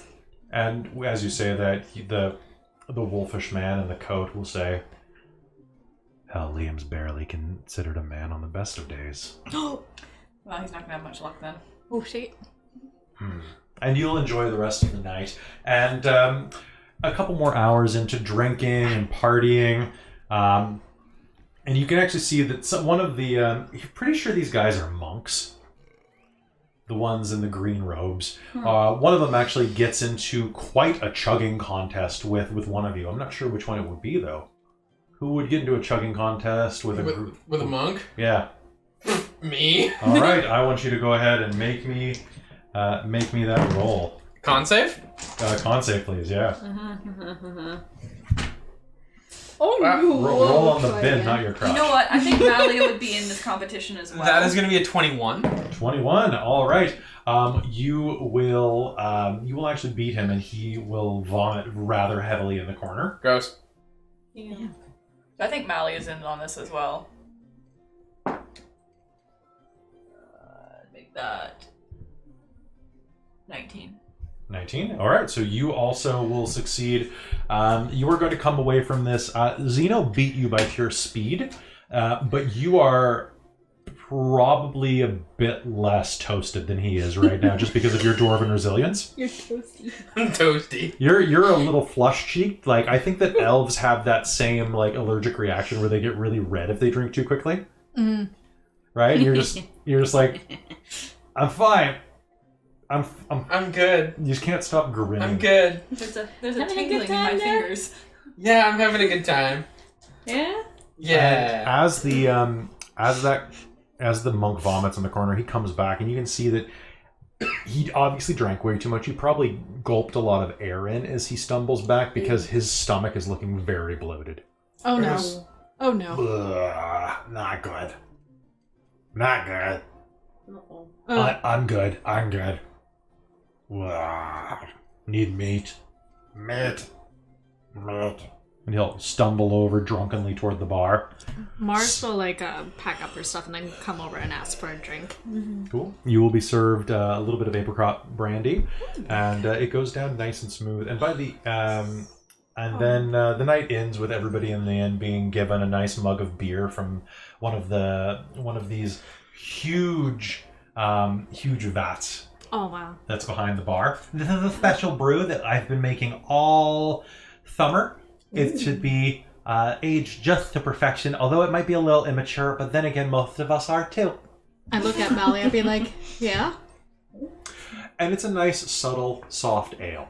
Not too heavy, not too light, kind of an amber, and it flows down in that way that warms your gut and makes you feel just sleepy enough that an hour later, when you find yourself up in the attic floor, you will touch the heated floorboards, still warm from the hearth below, on top of your mats, as the majority of you all settle down and fall into a deep slumber.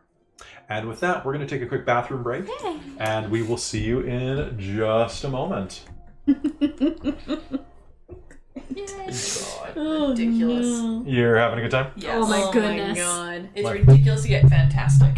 Ridicutastic. All right, I think this sounds good. Ooh, Cool. or I'm frozen.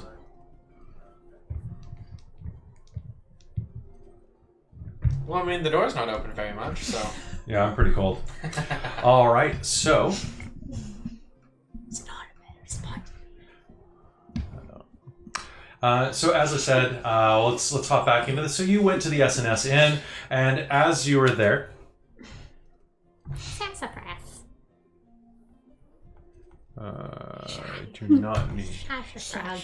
I can't the say sassafras. Sassafras. I can't do it. I don't. Sassafras. How does she do it?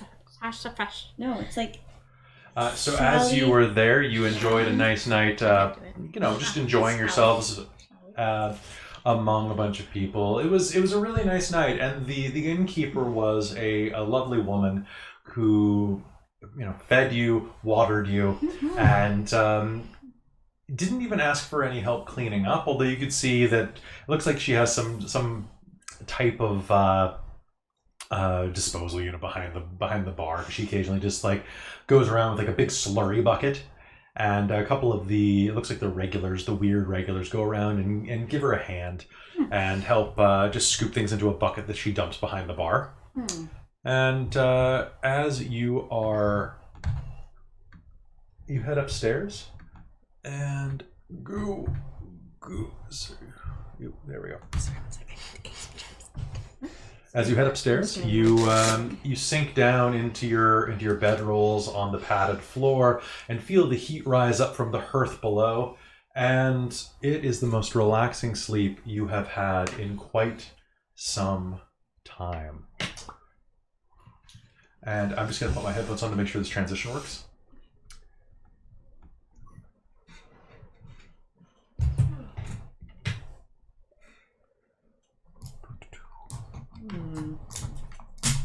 Nope. This is where you go in. There we go. Click. Doodly-doo. Okay. All right. Hmm. And Mysterious. all right. Ooh, and it seems like it's working. Yeah. Ooh. Maybe. Ooh. Oh my god, it's actually working. What? We're all gonna die. I was worried. I'm afraid. Very Very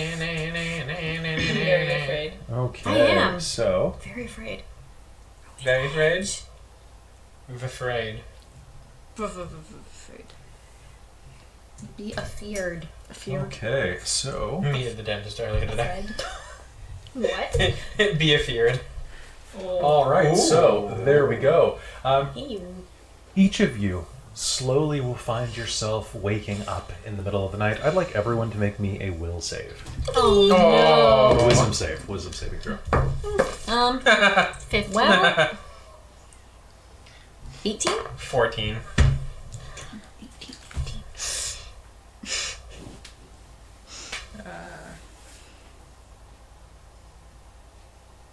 23. 23. Malia, your eyes will flutter open to the sound of a pitcher being shattered. Sounds like some ceramics that have been shattered against a wall downstairs. As you suddenly just struggle to sit up, you will feel that you are bound, wrapped in a cocoon of rope. Your arms pinned to your body, your legs bound tightly around your bare feet. And as you glance around with your dark vision, you are seeing that across the floor, all of your friends... God, my hand looks weird with this. Oh, it does. You should wear a green glove. I should. Oh, that'd be so awesome. You can see that your friends are Okay, laying morph, so around... Just cut it off. Yeah. Is there volume on somewhere? Yes. Okay. I was wondering what that was, because I could hear us again. Yeah, you're not going crazy. I mean, maybe, but not because of that. There we go. It's off now. All right, so you will awaken to find that you have been tied up and are... In fact, everyone here is. People are slumbering soundly, and you are bound.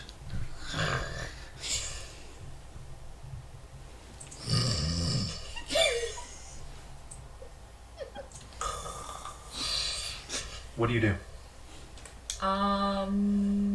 How thoroughly am I bound? Hands together or hands Basically, just around your waist. Basically, your arms are pinned to your waist. Okay.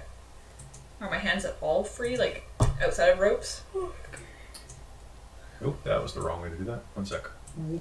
Oh, you're gone. Yeah, I can fix it. There we go. Yay! Disappearing quick change act. Yeah. It's fun. There we go. I fixed it. Then we'll do it again.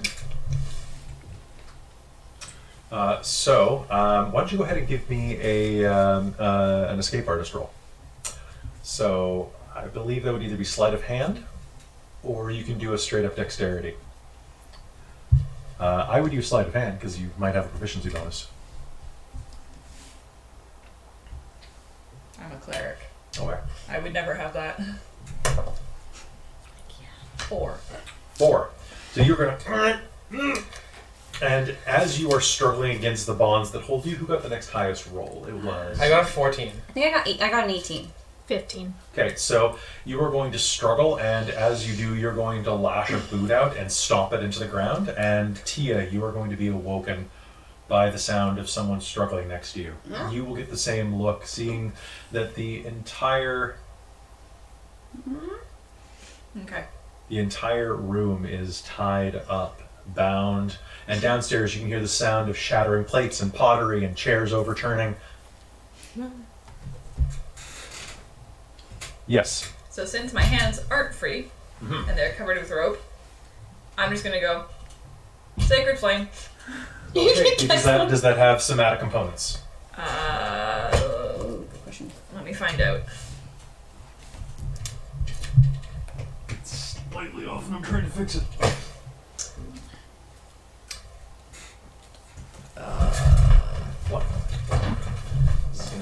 otherwise. So what does the somatic component mean Hand again? gestures. Oh, okay. Yeah. So you It's go V and S. So you actually will not be able to. There we go. Yeah, because that was my idea too, was to do something that involved that. But yeah, it's somatic. All right. So with that, I'm pretty sure I don't need any. Can I try a dex? you're not quite awake yet. Oh, I'm not quite awake yet. You're not which awake is- yet. Which is really weird for you. There we go. I gave myself a forehead again. Okay.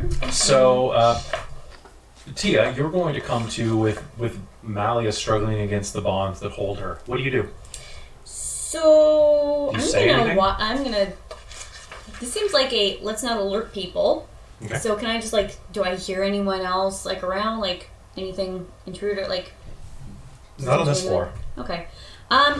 Beast form. That is how we do it, Mouse. I was thinking like a rat. Sure. Um. So Yeah, tiny beast. there was suddenly you will lock eyes with Malia. Malia, you will see Tia, and then suddenly you will see no Tia. And then a small rat is going to climb out of a pile of rope. Tia, no Tia. Ready? It's okay, I'm still asleep. I'm gonna go chew on ropes. Okay. I'm gonna Go free- ahead. Free. So just make me a strength roll.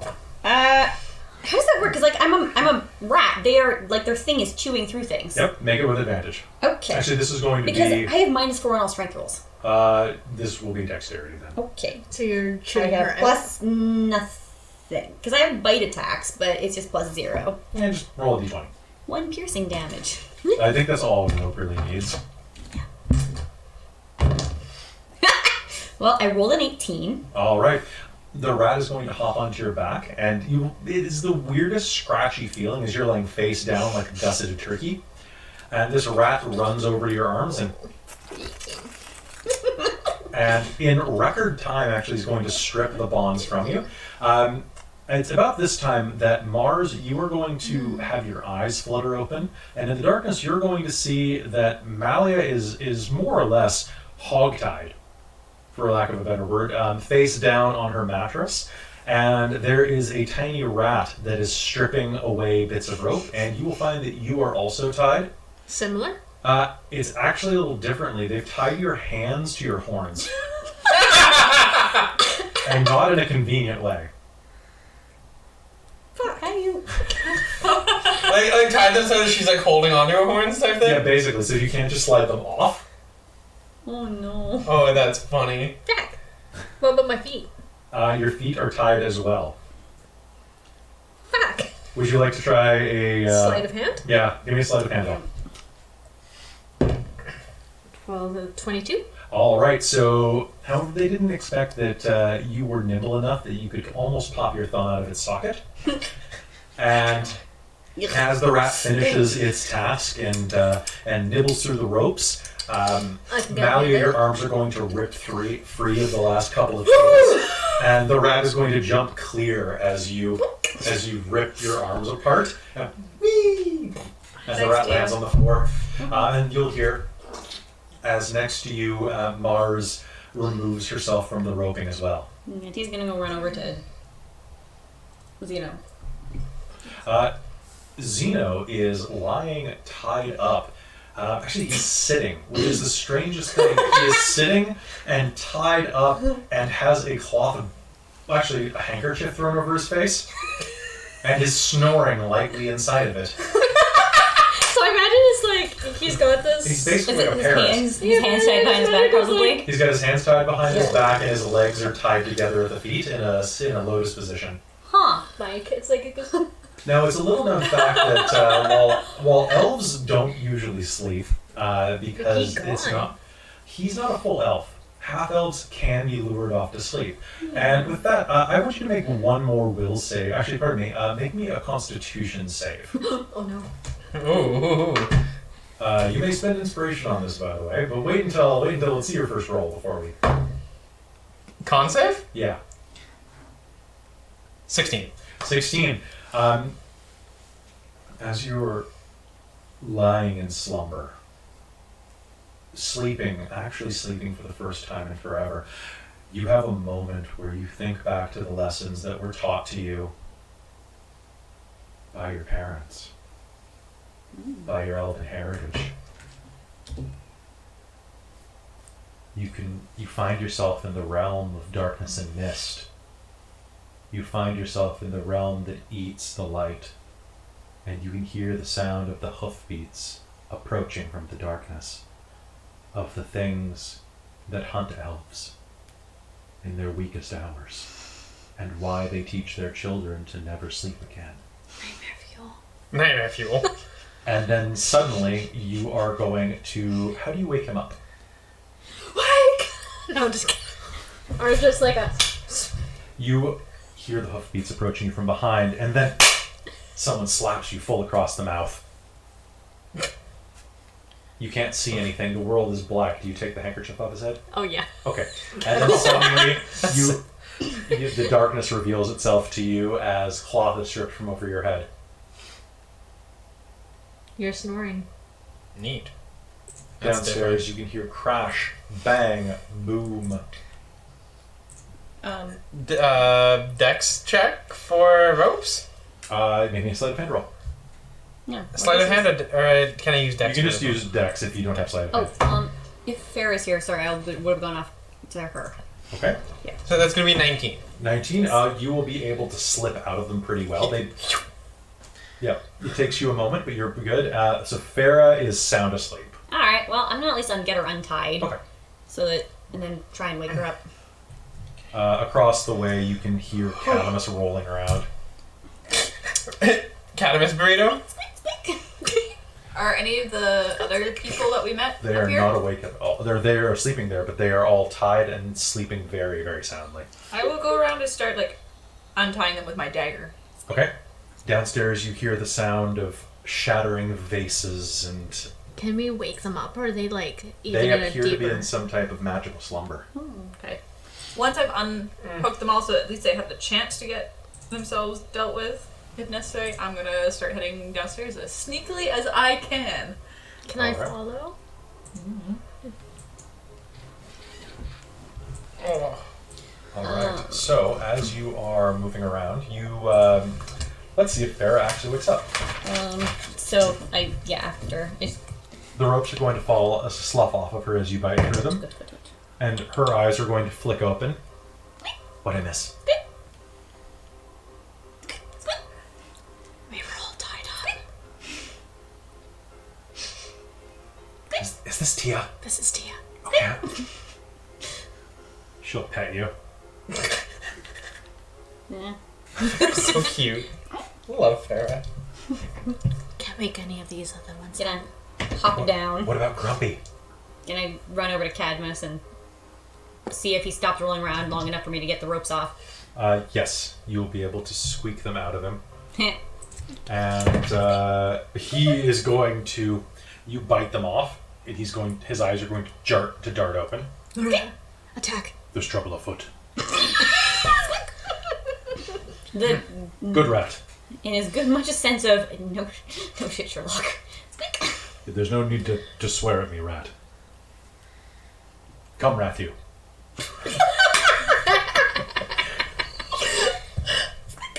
Come, Ratia. Mattia. I will pick up Tia in her rat form. All right. Be like, so Malia's already gone downstairs. Do you want to see if you can go down and see what your rat eyes can find? All right. So are all of you wearing your armor? I'm assuming that you would not have slept with your armor on. No, No. so I probably have So just you- clothing on. So basically, you will have very low dex, very low AC, but you can Yep. grab your weapons really, really easily. I release the Tia rat. Tia is as armored as she ever is. Yeah, but she's also a rat. I will Right pick now up my I'm very shield as small. well. All And right. give So us as small you can see on the map, spaces. you can move over to the stairwell that leads down. And Malia, can you go ahead and give me a perception roll? So I'm 18.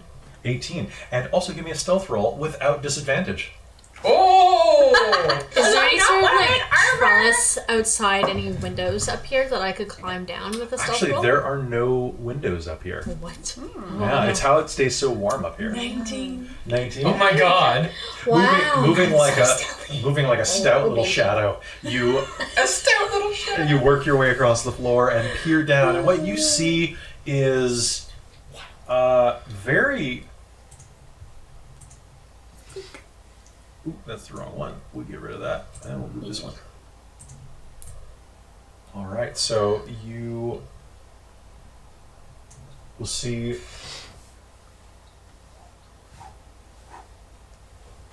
It's so disorienting. Yeah. I thought it was slightly ghosty. Yeah. Wow. Like, just slightly. Yeah, we need to get one of those green morph suits and cut the arm off and just put elastic so you can pull it up your arm. Yeah. And it'll just be this invisible. Invisible hand. I mean, we can do that. We should I think try we it. should. We should see if it happens. Okay, so as you glance down, you are going to see that the entire lower area is a complete wreck. Everything has been bludgeoned and shattered. There are pots of stew that have been completely spilled across the floor.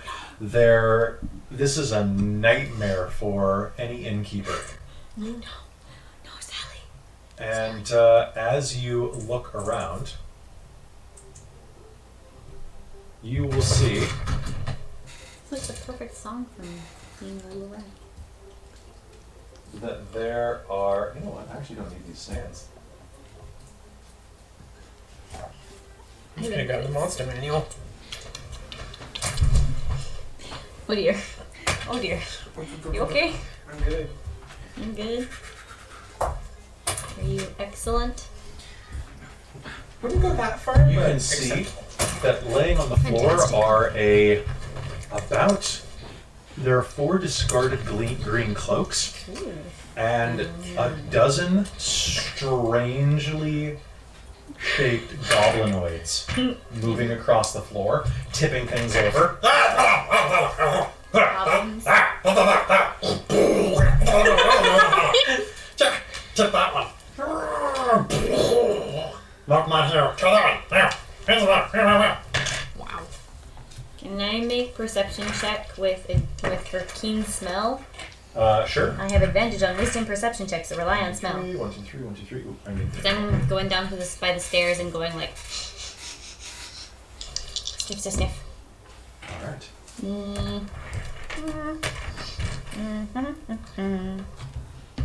It's a 21. 21. 21. All right. So as you smell, you can smell a number of bodies downstairs.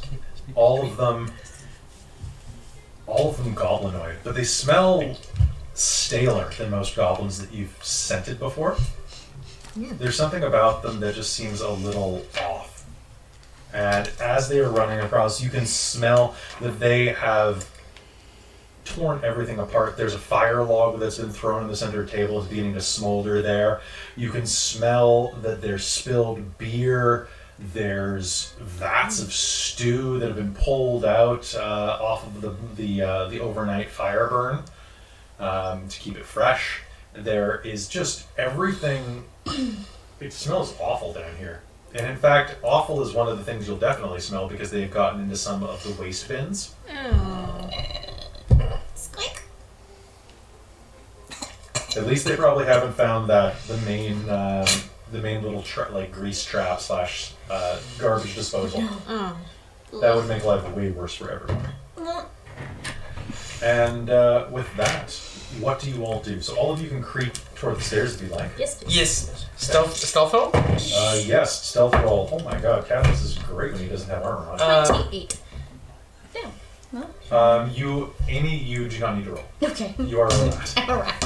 Honestly, 28 club. Did you botch? No, I rolled 16. Okay, because if you botched, you would have fallen down the stairs and squeaked with everyone. So, but you did not. No. Like a little Charlie toy. Yeah. Oh no! I was worried that they would have noticed and been like, food! Oh. no thanks. No rat on stick. What'd you get? 28. Okay, so 28, 28, well above, and Farah and Cadamus got 18 and 19 respectively. So I think they're Not probably bad. yeah, they're pretty good. We're all pretty stealth going. So Nice, guys. as you're glancing around, you will notice that there is a rather large shape behind the bar that has been tied up. Is it Sylvester? This is Sally. Sally!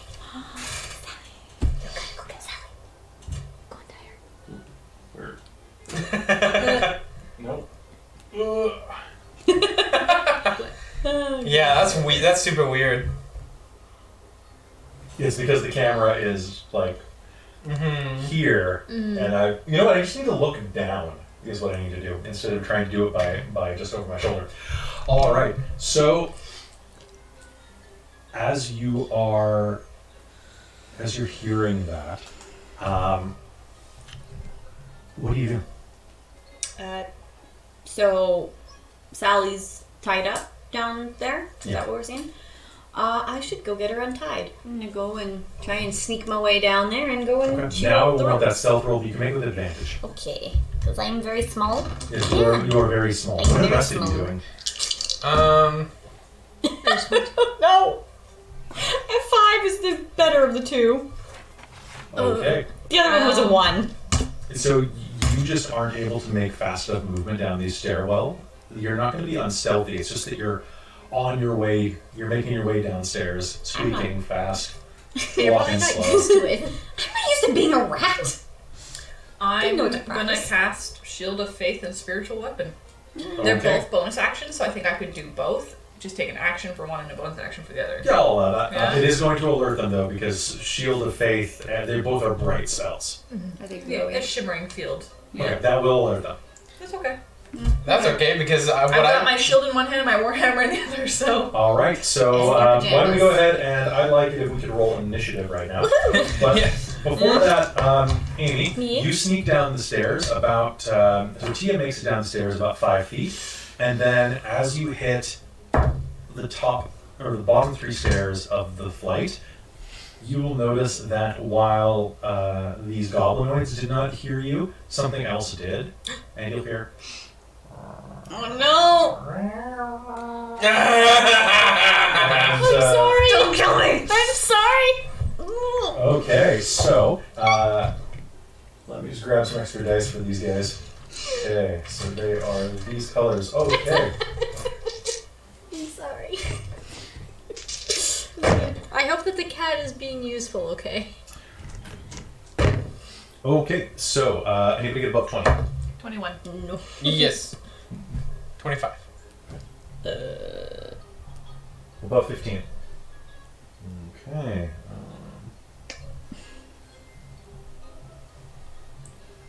I'm glad to know that what you were gonna do is gonna alert them anyways, because what I'm gonna do is gonna alert them too. This is the clapping of your ass cheeks. Whoa, Amy! This is a clapping of 8 different pairs of ass cheeks. Sophie, let's see, oh, that's why that didn't make any sense. What'd you get, Mars? 10. And what'd you get, Tia? 9. All right. So, Malia, I will give you that summon as a free action, since you're starting off the combat. And let me just put on some fight music. And let's accidentally open Adobe Premiere, because why not? Oh. Okay, I think this was going to be the fight.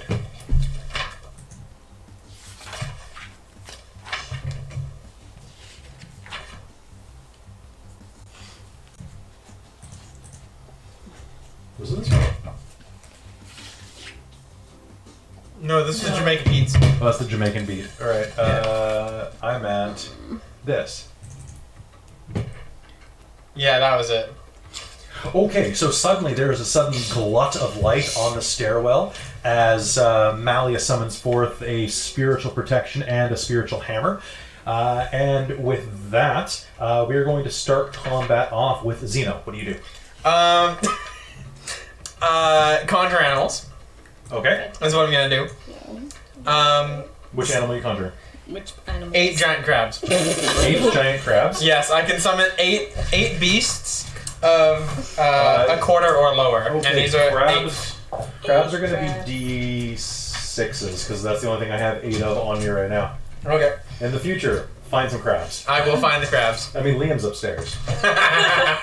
Oof. Okay, where are you summoning them? So there's how many? There's what? 6 goblinoids? There are 12. 12 goblinoids?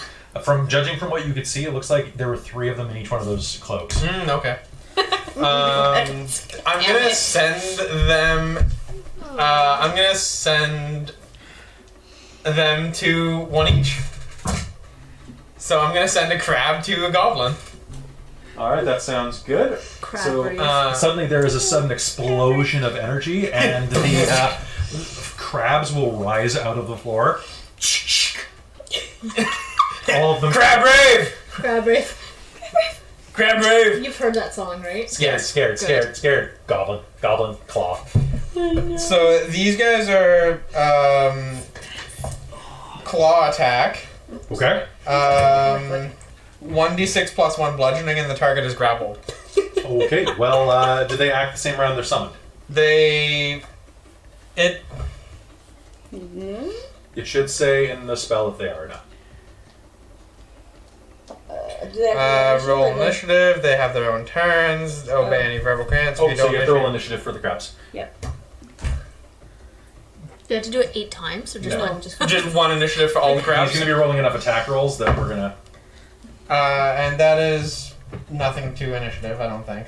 No, so it's probably like 7. It's 12. 12? Unless Yes. they got any dex bonuses. They do have a +2 to dex. So, So- roll +2. 14. Crabs, Mars, Tia. Okay. All right, so Zeno, you were going to summon a wave of crabs across the floor. And Malia, it's your turn. I'll be careful not to I'm step going on to them. fling both hammers. And that's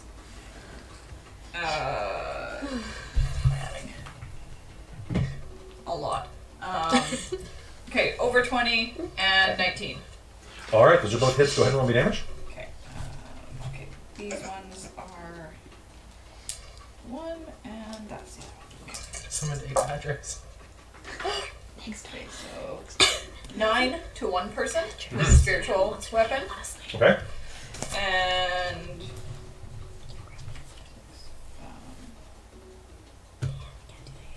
11 to the other. Okay. So I'm hitting 2 different creatures. All right. So your hammer is going to soar out and is going to collide with this one, and this one. This one is going to just smush. It is going. Your actual hammer is going to crush it. Actually, it's outside of your range, but sure, this time it works. Your hammer flies a bit further than it should, and crushes into this one as you move forward, and it is going to fall limp and dead on the ground. But the other one, as your spiritual weapon collides with it, it is going to grunt and be hurled back into a pint of spilled ale. And as it hits the ground, it is going to start convulsing violently and start frothing. Should have been a giant rat, not a rat. And so this is the one you took out. All right. Farah is going to look down at the scene, look at the cat, is going to hiss at the cat, and gets a 14, and is going to say, "Sorry, Tia," and is going to pick you up and throw you behind the bar. Boing! Launch rat! Okay. Farrah heckin' launches a rat. Like, have you ever seen an airborne I have a rat 19 to over? throw you behind the bar onto Sally. Do I need to roll something? So you're taking bashing damage. No. Okay, good, because I have 1 hit point. Oh, that is so funny. Just so you're aware. Make me a deck One hit save. point? Yes, I'm a rat! Remember the bird experience? Like, Oh, yeah. well, I rolled an 11. You're fine. Okay. I didn't So, watch. I got a 19 to throw you onto someone, so you were going to go Clink. squeak thump And latch. onto Sally? onto Sally. Yep. Now Sally's laying on a bearskin rug behind the bar, and as you are there, you are going to hear underneath you as something tries to push its way up, and you are going to hear scratching on the floor beneath you. With your rat ears, you are also going to hear the sound of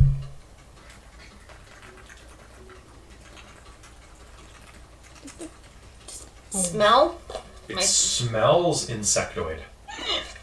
But you can also smell an overwhelming scent of rotten meat Ew. and Ew. other discardings. This looks like probably a food trap underneath here. And I need to roll one more die. Cool. All right. With that, there is a. The goblins will all scream. And the one that you struck with that hammer is going to stop fizzing. And please watch the screen. And 3 goblins are going to stand up and pop out of his body. Uh-oh. Are they smaller or same size? Same size. Smaller, but then they within their same action are going to grow to full-sized goblins. The others looking up at you are going to lunge forward. One of them is going to take a tumble through the water that's been spilled on the floor, fizz for a moment, and suddenly be 3 more. Don't get them wet! Oh my god. Oh no. Oh. Not a fan. So these 3 are actually going to charge the stairs, and feed them after you guys midnight. are about the same. They are going to swarm Malia. So you're going to be swarmed by 6 of them, Okay. which make me a crab roll. Oh, Make what me one roll? crab roll. Oh, Yeah, you need traps. I need traps. You do. Crap, crap, crap. Okay, so what is your armor class without armor? 15. Really? Dex mod, I've got a +2 on shield, and I've got a +2 on shield. I have Oh, a your physical shield and shield. and I have a shield of protection. Okay, that's pretty good. So the sorry about that. So they are going to scrabble over you, biting and clawing, but they're not going to be able to make it through the shield that you just threw up. You are covered with 6 goblins. Alright. Ew. There's not that much surface area on Malia, so this is very strange for you. 1 second. They don't actually make contact. Well, they don't actually make impact. They cling So I don't to know the- if your reaction shield? spell needs to do damage. Oh yeah, they need to hate you with an attack. No, they're basically just climbing all over you. They didn't actually manage to hit you with an attack. But I'm assuming that when you have a glowing, shimmering shield around you, they basically can crawl on and try to bang into it like it's a car windshield. Oh my god, I hate it. All right, so back over here, we are at. Behind the bar! And these guys are going to surge toward the bar and are going to try to. I crawl into her apron. They are going to try to attack you, my friend. What is your armor class as a rat? Not good. Is it a Do I 7? have? My armor class is 10. They are going. One of them is going to lunge forward with both arms, and is going to grab at you. It's actually going to squeeze you around the midsection, but You're gonna go pop. you are still slightly greasy from where you freed Cadamus. You actually rolled through a bit of his beard oil. god. and they will, it feels awful. they will squeeze you, and you will go out the top. Mattia. You're gonna do this more. Where's Chris? It's awful. Where's Chris? Where's Chris? You know, Chris, right there, right there. Hide. And they are going to start chasing you. How many times Can do I- you change into different animals? I can only do it twice per short rest. Suddenly That's up to you. tiger. Oh, okay. Yeah. And then So they're going to start chasing you. Or just bear and sit on them. And then the ones in the middle here are going to start attacking your crabs. How many hit points do these crabs have? Holy god. 13. Cool. So one of them is going to pick up a chair and start bludgeoning one of the crabs. Start crab, and Yummy. the other one in front here is actually going to jump on the crab's back and rip its head off. Oh! So you're one crab down. One crab down. One crab down because I got a crit on that. That's fair. And it's going to start ripping its legs off one at a time and sucking the still twitching meat out. Ew. Ew. Yuck. Let's go. More crab. Well, if you're distracted. All right. And with that, Catamus is going to Sorry. look up at you, look back there. Okay, not my specialty. I mean, like- And then he's going to glance across the bar and see where one of the tables is smoldering in the center of the room. Good idea. And he's going to leap over the railing, yes, and rush toward the table over here. He's going to make it about to here, trying not to step on your crabs. Okay. As he goes. But he only has so much movement. And now we are at crabs. Now we are at crab. We are at crabs. Once again, I'm Oh. once again at So the crab. crabs do get individual attacks. So I need you to roll me 7 d20s. 70-20. That first one does count though. Okay, so that first one was a 7 plus. Okay, that's a miss. Well, no, I haven't added the. Okay, what's the attack bonus? So that's gonna be a 12. Okay, that's gonna hit. Okay. 20s? So I have 3, 5, 6, 7. Okay. So that went back to Amy. Now I'm back to Amy. Oh, actually, I only need 6 because I already rolled 1. They're all over what I just rolled. Are they? Yeah. All right. So go ahead and what is the average damage on these pinches? Average damage 4. 4. Yeah. 1d6 plus 1. All right. Are any of them combining attacks on individual ones? So I have 3. Well, my crabs are in the middle. Okay. Yeah. So basically, they can team up on this guy. They can team up on this guy. Okay, yeah, so they'll team up on those guys. Okay, I'm just going to remove them from the field then, because they are definitely going to do at least enough damage to kill those two. Okay. Wow, crabs. And you can also have them pincer attack. Yes. This guy? Yeah. Okay.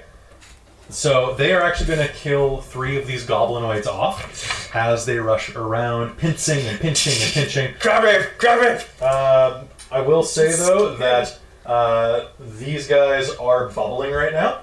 Uh-oh. And we'll pop in a moment. Going down here. Oh, the ones that my crabs just killed? The ones your crabs didn't kill. Oh, okay. All right, Mars, what do you do? Whereabouts am I? Am I still way back there?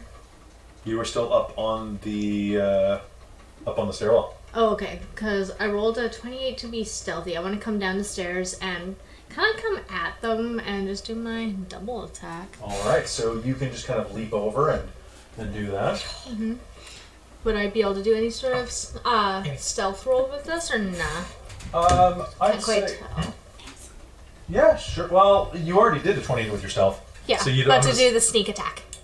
You don't think you need to. You're flanking with Malia right now, anyway. Yeah, so just so I know if I can add the extra. You can do your sneak attack bonus. Yeah. Because once you're flanking with Malia, that's all that really matters. I'm gonna borrow one more of these.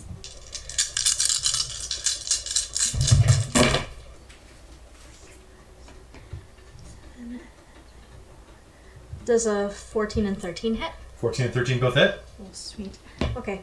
It's gonna be 6, 10, 17, 18, 20, 22, 24. 24? Yeah. All right, so you are going to mulch this one right out of existence as you stab it through the gut and drag your dagger, basically bisecting it as you come down with your slash. And it's going to fall into 2 puddles. Does it keep bubbling? It will start bubbling and will erupt into 4 corpses of goblins. But they don't move? I mean, they twitch and writhe around, but they don't appear to be alive. I keep an eye on it. Okay, that sounds good. Actually, I gotta see whether or not they survive that. Oh god, okay. Actually, 2 of the ones that fall into the puddle immediately start twitching and start blinking.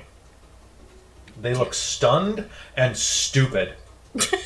compared to this one, as if your severing of the original one's brainstem might have had some detrimental effect on future generations. Oh no! But Wow. all right, It's me, and Rebecca. Tia, you are being chased by rats. Damn, this is or- awful. I don't like She this. is a rat though. You're being chased by goblins behind the bar. Yeah, I want to not be chased by goblins, but this is kind of a pain. Let's turn into They're a gonna dinosaur and attack eat me. them. I don't think I can. I think I have to turn back to normal form before I can change again. What is shapeshifting as a bonus action? Yeah.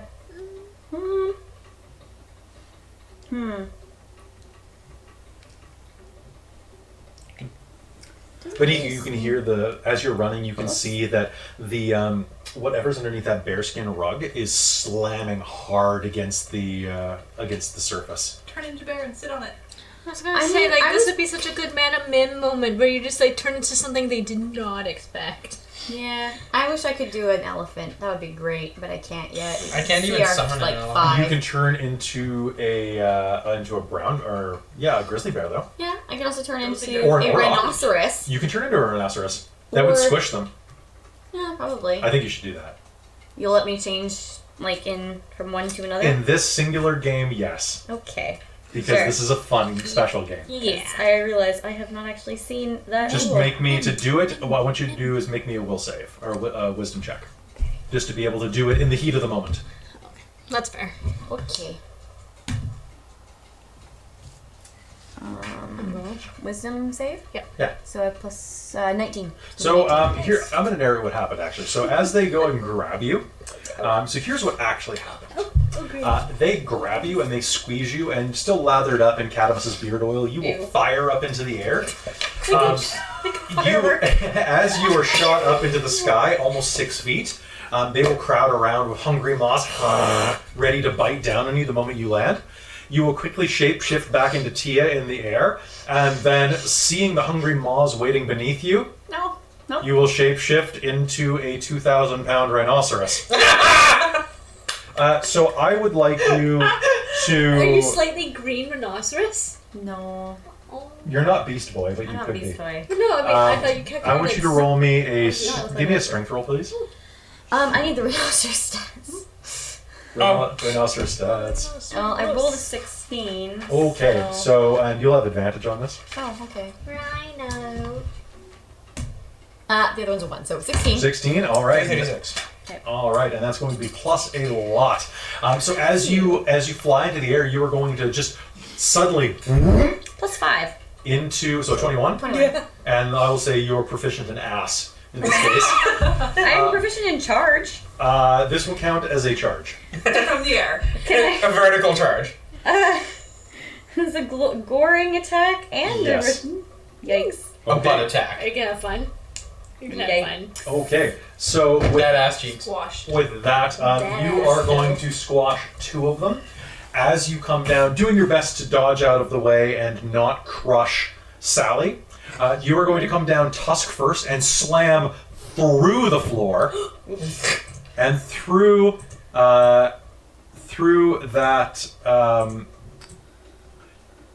the trap door that was underneath there, and are going. You know what? I'm just going to stick with you guys. So. No.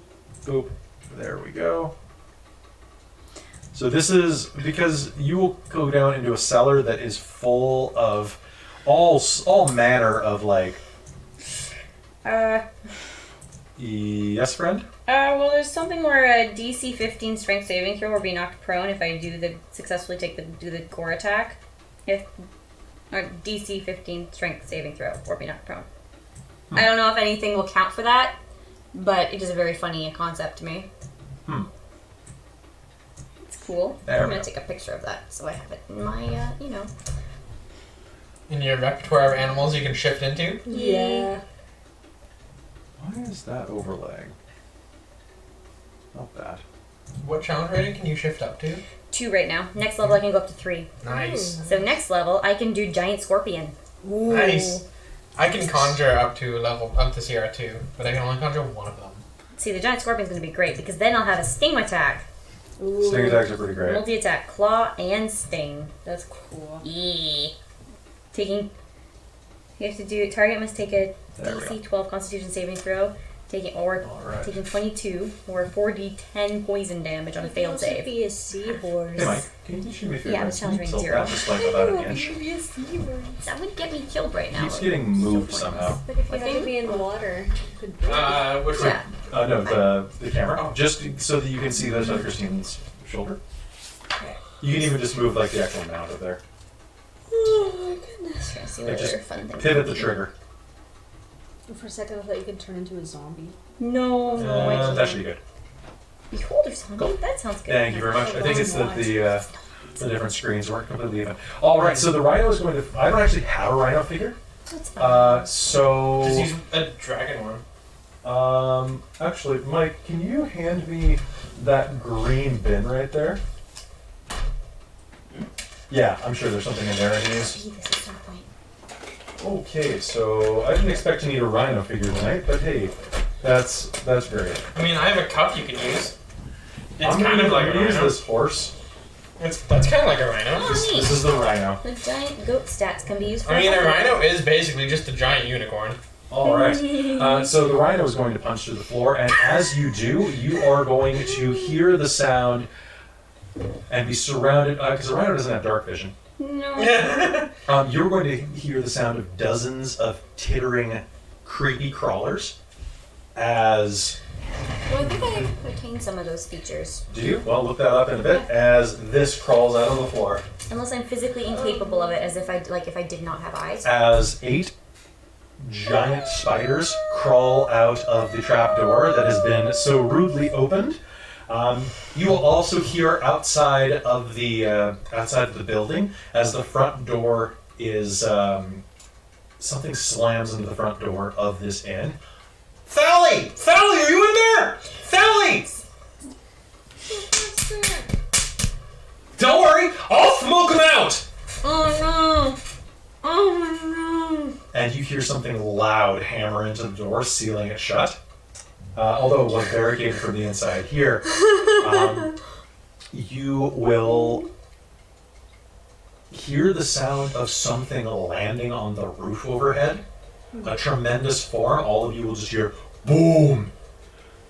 And suddenly the fire that is still kind of rolling in the fireplace will start to billow smoke into the room as something blocks the chimney off. All right, back at the top of the initiative, we have Zeno, and I think that's about the time that these guys are going to start popping a bit more. And Zeno, what do you do?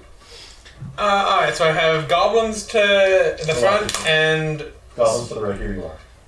goblins to the right, spiders to the left. Oh, actually, I gotta roll initiative for the spiders. One second. The spiders will act on initiative 1.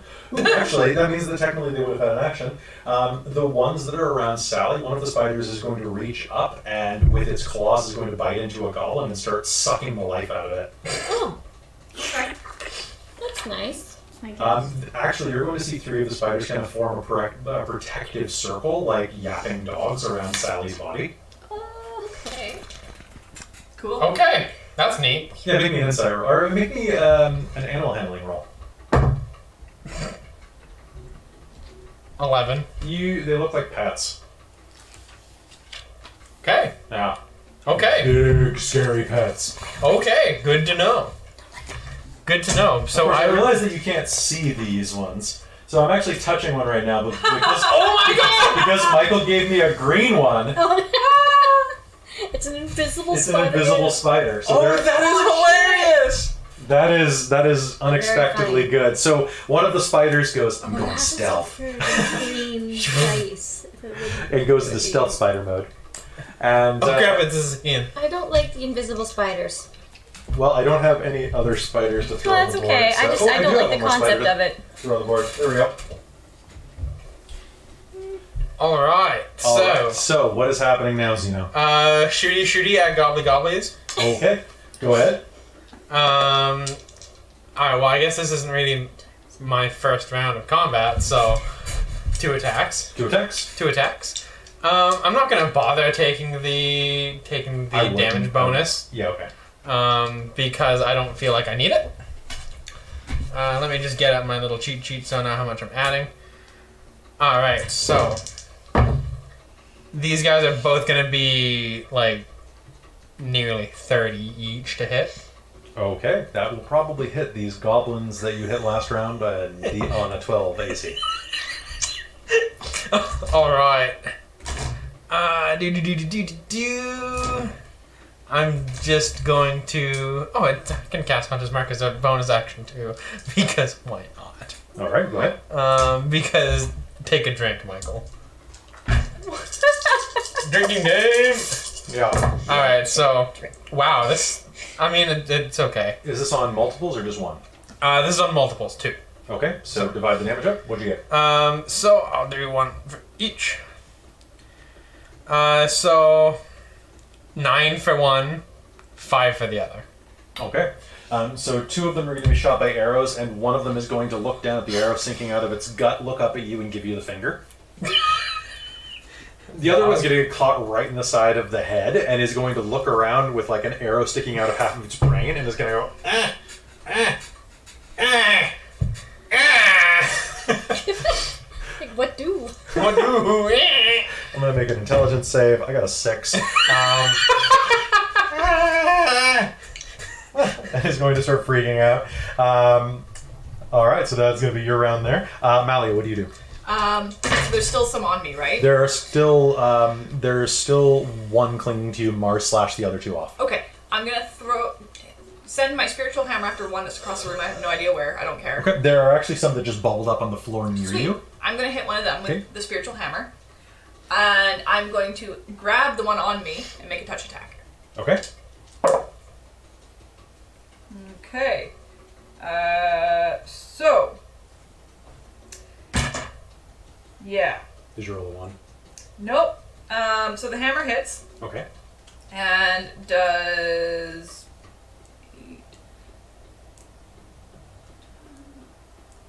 13 damage. Okay, that your hammer is going to knock the head off of the one right in front of you. And I rolled a crit on my On your spiritual? melee. No, On your... on my melee spell attack. Okay. So can you crit on spells? Yes. Sweet. Yes, they added that in this edition, and it's amazing. Okay. So Xeno's I'm also doing gonna... inflict wounds, by the way, Oh shit! and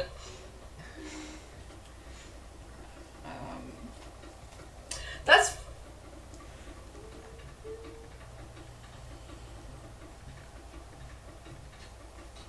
51 damage of necrotic damage to the one I pushed off of me. So the one that you push off of you, so you're going to basically just grab it by the face. And as you touch it, you will feel the necrotic energy channeling into you from your goddess, and it will surge, and you'll see all of his veins suddenly jut out of his skin, and his entire body will tremble with necrotic energy, and then it will fade away, and you'll see he looks at you confused, completely untouched by your magic, tilts his head to the side, and before he can finish the sentence, he explodes into a million chunks. I'm kind of go, really? No, but it needed the pause. Yeah. Boom. Xeno is also gonna interject with "Don't kill the spiders. They're pets." Alright. All right. I need a bath. Covered in Thera goblin. is going to yell at Cadmus, "What are you doing? Fire!" Oh. And she's going to see what he's doing, lean over the bar and breathe fire onto all the spilled alcohol. Oh shit. Oh no! Okay, so now this whole swath of the... Oh no, crab bake. Everything on fire. Crab brave, crab brave. Can you make me 7 deck saves for your crabs? One, two, Is it 7? 3, Is 4, there 7 and 5, 6. Oh, how many? Oh, there's 6. No, there's 7 of them still. No, remember one got killed. Oh, I thought, yeah. There were 8 though. There was 8. Oh yeah, there were 8. Yeah. Yeah, I know how to count my crabs. Oh, okay. I saw last time that he had to roll 7. Yeah. Last time I had rolled 1 separately, and then I had to roll 6. okay. That's where I was. All right, so go ahead and roll me your crab deck saves. Deck saves. All right, so that's gonna be What you're looking at is you want a 14. okay. Well, There's like 4 passed. 2 of them had nat 20s. Okay, so... So they were just like they crab raved right out of the way. Okay, so this is number Under a 4. rock. This is number 1, this is number 2, and this is number 3, okay? Yeah, so 3 die. So they're going to erupt. Oh, Cadamus needs to make a roll, too. Yeah, look at this fucking 2 nat 20s. Yeah! Cadamus is going to lunge under a table as this entire area goes up in flames. And I need dex saves for these 3 goblins. 14, 1, 1, 2. Also lost 3. Okay, so these 3 are going to go up in flames as the alcohol basically just evaporates from the sudden heat done to it. One of them dives directly into it, trying to get himself wet before it goes up, only to get a face full of fireball. The next one dives forward, rolls around in water, and as he starts fizzing, the flames are going to lick over him, and he's just going to suddenly become a briquette. All right. The other one, Tia, there's one under your crushed under you that is still slightly alive. It has a 19 to bite you in the butt. No, it bites me. Okay, you take 1 point of damage. Cool.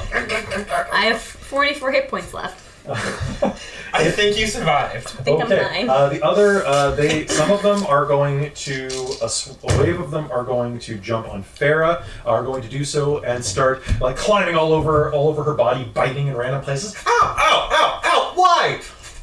Why? One of them's going to bite high on her collarbone, and it's going to start going. And you'll see that it's mostly just bruising the skin. A little bit of blood is going to be popping out. And she's going to be freaking out and screaming, flames still like around her draconic lips. And then another bunch of them are actually going to turn and they're going to leap at Mars. And Mars, they are actually going to make contact with your ankles. Is your armor class? No, you would be way above 12. So about 3 of them miss, and another 3 are going to actually make contact with your ankles and start biting in. You're going to take 2 points of damage. Ankle biters. And with that, we are at Cadamus's turn, who is cowering under a table while his world is on fire. Are you daft, woman? The smoke is going to roil up because there's no chimney to pour it out, and you are going to now be at partial visibility. Oh no. Assume that you cannot see beyond a 20-foot radius. So that's 4 squares. And with that, Cadamus is going to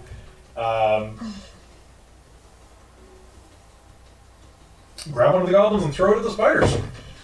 He is going to grab one of the goblins is going to grab him back, and they are going to wrestle. Like, basically, he tries to pick up this toddler-sized being, and he's like, I've got this one! And it's going to be clean inside his head, like punching him, and... For God's sake, how do you stop him? He's really tough against real threats. Now he's getting punched in the face by a toddler. It's like we got hit by the banana. You should get to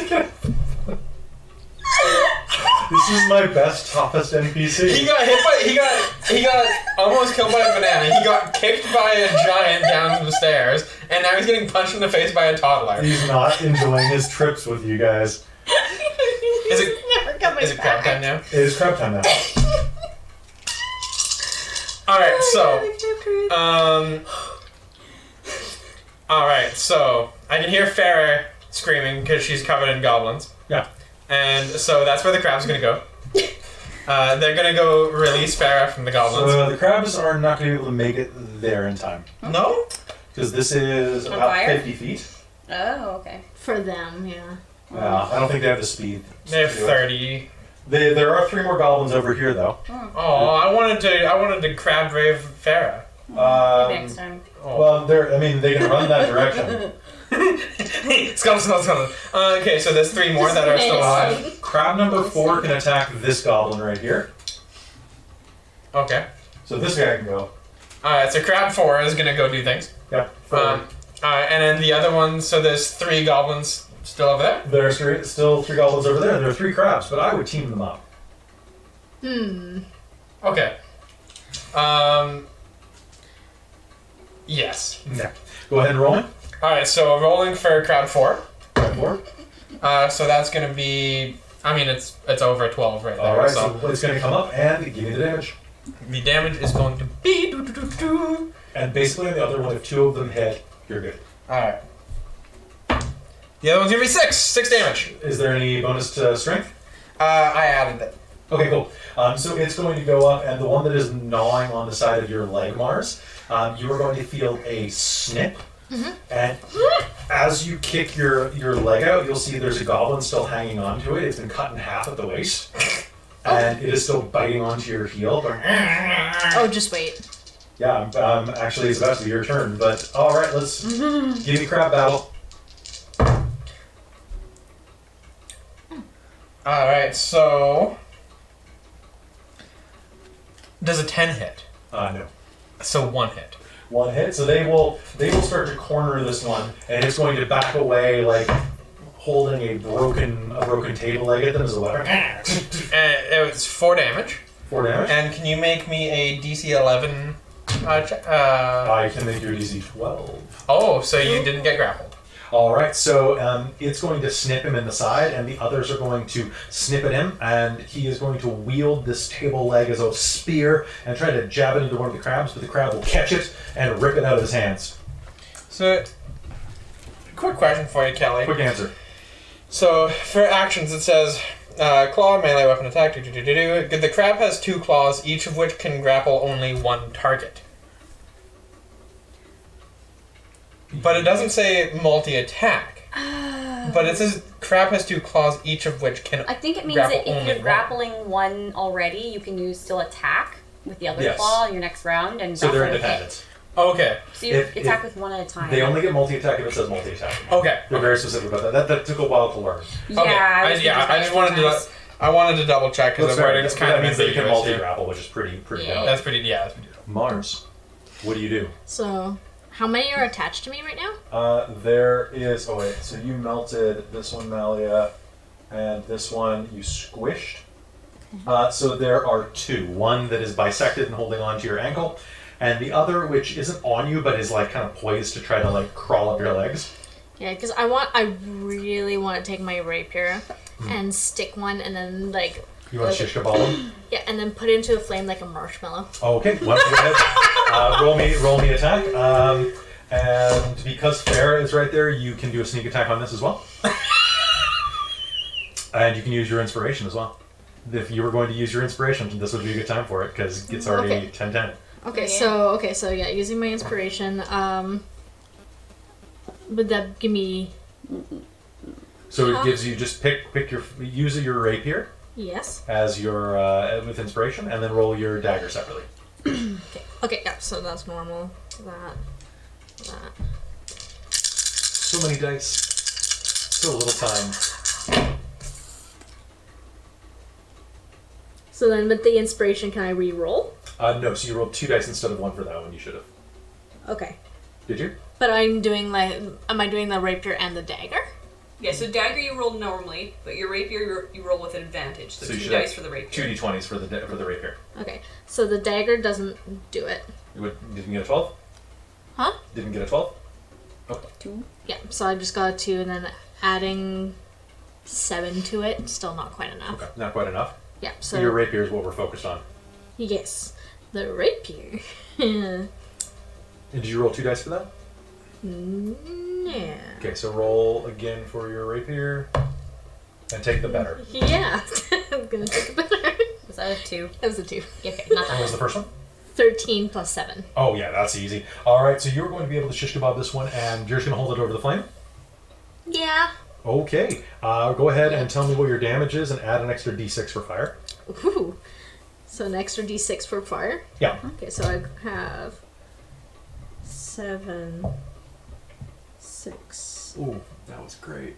Oh, I heard that. I Yeah. heard that too. Yeah. We all Sorry heard about that. that. Those of you listening on audio, that was my neck. It's been a long day. Oh, and quick question when she's done counting damage. Ask it right now while she's counting. Could I have spent my inspiration on crab attack? Or is it only on me? You can spend it. You can spend it on 21. NPCs. Okay. But okay, so Winter, you are going to manage to skewer both of them and burn them Unbelievable. alive. Toasty. Yes. Puff marshmallow. They are going no. to ignite with particular glee. And I'm gonna turn them over to Oh yeah, you gotta make sure they get just that right crispy on all sides. Yeah. We haven't goblin tonight, boys. All right. It's not Don't bad, eat it. yes. Your stomach acid counts as a liquid. Ew. Oh no! What counts as liquid? What? Your stomach acid. Oh yeah. It would multiply in your stomach. So Yeah. you can spend it on Like anything in explode theory, but it's only on one person. Okay. So you could spend it on one crab. Alright. So the chosen crab could get it. Okay. All right. Now Chosen crab. cutting back across, Tia, I need you to make me a strength roll. Okay. This strength plus it's athletics basically. Do you want me to use my inspiration? Roll first, and then we'll see. Okay. I need you to roll well though. Well, I rolled a 15, so What's your plus 5 for Rhino, so 20. Okay. Okay, so glancing around from where you landed in the caverns beneath, or the cavernous cellar beneath the main floor, you will actually be able to, with a little bit of wind up, with a little bit of wind up, leap and bounce up to the main floor again. Oh my god. All right. Wow. Okay. That is a If you want to rejoin the fray. Yeah, of course. That is Alright. a nimble rhino. I mean, she's just that strong right now, right? So, did you? Yeah, so plus 5 is your max with your belt. Well, plus but- 5 is my Rhino. The belt's not even like factored in right now. All right, so a rhino is suddenly going to leap up onto the floor, and God, you this will is see. wild. You will see that there are still several goblins, and that the inn is on fire. Oh! Stomp it out. I think that's my action though. Isn't it jumping up? Nope, that's your movement. That's my move? Okay. Yeah. Yikes. Okay. Rhinos are particularly agile in this world. Or you could like blow your way through So, the door so faster. I had my You- my initial plan until I registered what it would do is a really bad plan. So I can change my idea, or I can go with my gut instinct when I think everything's on fire. I think you should change.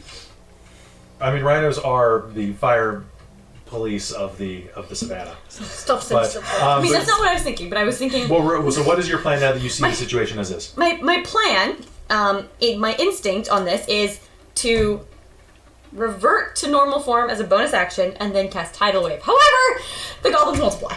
So that did not occur to me until after we were several rounds, like several people through the round. So my initial thought was, actually, I'd forgotten about that entirely. Okay, so now you're back on the main floor as a rhino. What do you do? I'm gonna do that unless someone really doesn't want me to. You in a tidal wave? Yeah, because I just need a drop of water. But then you're gonna multiply all the goblins. You've seen them like But everything's on fire! Well, go. Stomp it out. So I can go stomp it out. That's what I'm saying. Like, Or first instinct might be to just run and break out of the space. true, that like could be the break other through the one. barricaded door. Because, like, And get Sylvester. I mean, yeah, I was thinking put fire out or deal with the smoke or something. Mm-hmm. Because that was gonna be my next thing was to go to the make fireplace. me a wisdom save. Yeah. Okay. Yeah. I was gonna go to the Because, like, fireplace. I, as and try the to smother player it who and knows be and like, has been "Yes, hearing girl." all of this, completely forgot about that part girl boss. until that this would be a problem. Even though I knew it. So 9. I think that you're in the midst of this, so you probably wouldn't want to add that to the fire. What? You probably wouldn't want to add water to this situation Yeah. until all of the goblins were definitely dead. Yeah. Okay. So Creating more wind effects would probably be able to put the fire out. Don't have any. Oh, you don't have I it? mean, what I can do. Thunderclap. Erupting earth. Oh. Flaming sphere. Nah. Entangle, which will just, catch on fire. Don't forget that Malia has a very significant wind effect That's true. that That's she true. has used in the past. That's true. Absorb The inn elements. can't catch on is fire also if it's useful. charcoal. So here's the deal: you know these things multiply when they get struck by water. You have turned into a giant rhino, and you've kind of managed to make it up to the floor where you see a number of spiders, kind of like protecting, or at least gathered around, facing outward from Yeah, which Sally. is probably fine. And they're right next to you, by the way. I'm not a huge fan of that. They're kind of looking at you nervously. I'll try not to step on them. Try to step on them. Try not to step on them. All right. So what do you do? Then I'm just gonna charge and do that. Because, yeah, that's why I was posing the question of, do I do the thing that I originally planned to do, forgetting about consequences, or do I just... I think Charge. you probably would have thought better of it in that Okay. in the moment, and been Okay. like, oh wait. Yeah. So So- go ahead and make me just an athletics roll. The charge? Yeah, just slam down the door. Oh, okay. So make me an attack roll and use the better of your athletics bonus, or actually use your... It'd just be a... It's the exact same roll. Yeah. It's the exact same roll. So go ahead and roll me an attack. I rolled a 13. That's all you needed. It's a stationary object. Nice. I was gonna say, how much AC can a door have? Door boss. Depends. Is there a chance I can gore a goblin and punch it through the Yeah, door go ahead. too? Make me an attack roll. Yay. Stampede. Well, that's a Stampede. plus 7 hit for 15? No, Okay. 16.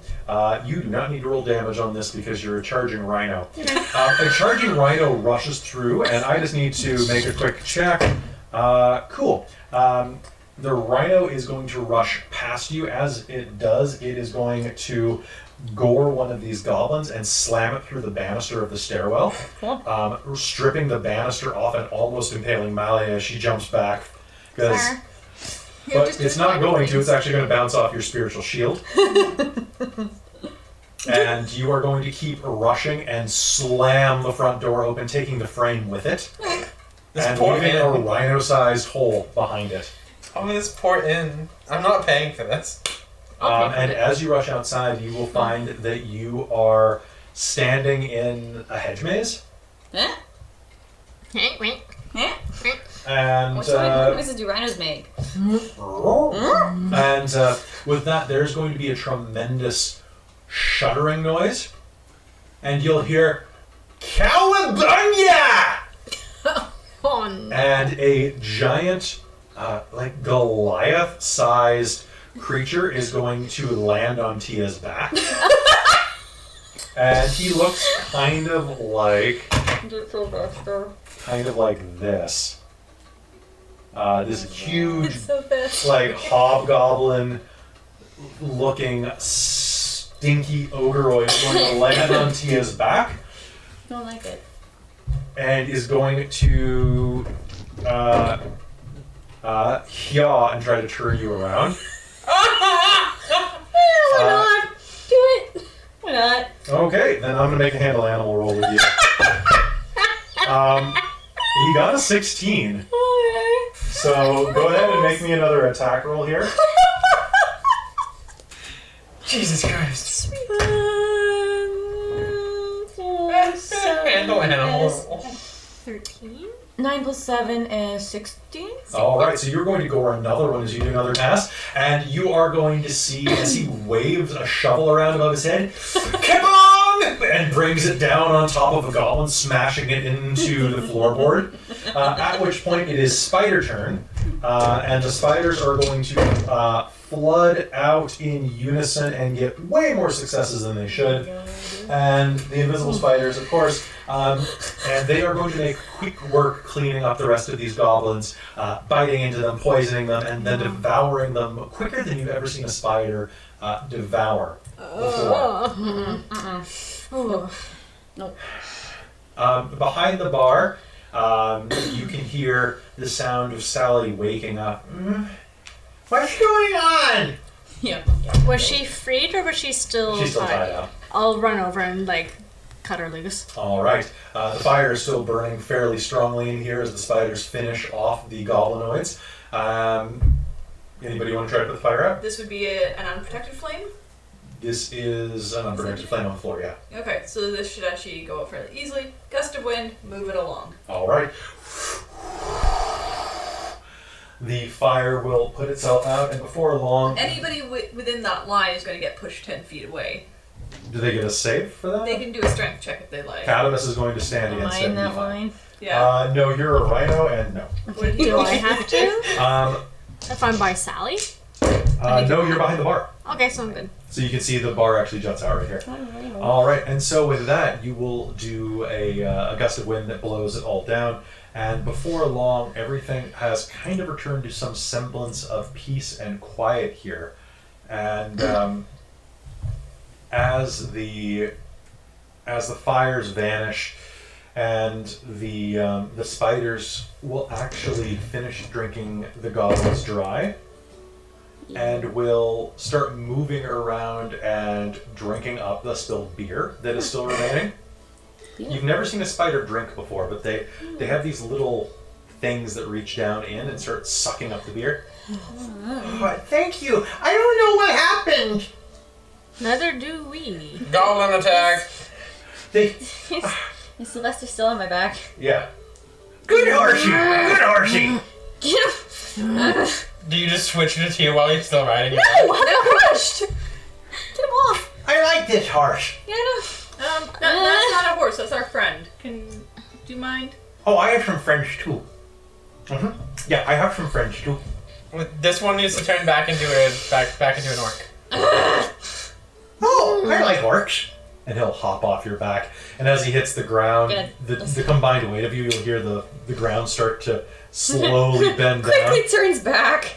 Quick change. And you're back into a half orc. A harried looking half orc. Oh, Sally is going to stand up. they made quite a mess. This is really bad. Oh, this is going to take minutes to fix. Minute? What? Does this happen often? Not this bad. Sally, are you okay? Oh, I'm fine, honey. And they'll hug and kiss. Oh, I was really worried. I thought that there was something bad happening. Oh, Oh, just the usual goblins and tied up things. Oh, doesn't sound very usual. I guess it is, though. Yeah, it is. Oh, sorry. Just over here canoodling. Dearie, can you hand me that spoon? I think this might be what they were looking for. Your spoon? Yeah, Why would they want a spoon? because it's magic. And she'll tap it on the counter and begin resetting the tables telekinetically with it. I'm As gonna she- go check the people upstairs and see how they're doing. They are all sleeping very soundly still. I'll take ropes off. Okay, so if you'd like to, you can collect a length of rope for yourself. Everybody can get a free length of rope Yay! As a treat. as a treat. Sure. Treat yourself. All right. Eat yourself. If they're still sleeping, Sally, would you like them awake to help you? Oh, no, it's okay. I can clear this up really, really nice and quick. MacLeod will kind of slump a little. Why, what's wrong? I just thought a thunderclap would be a lot of fun. I mean, do what you gotta do, dearie. All right. You're gonna go up to the wagon. Thunder wave upstairs. Okay. And then they, run back downstairs. they are going to all awaken with a start, and with much objection, you will find yourself back on the main floor. Does any of them, like, with me, like, over them with my knife trying to get the rope off, freak out?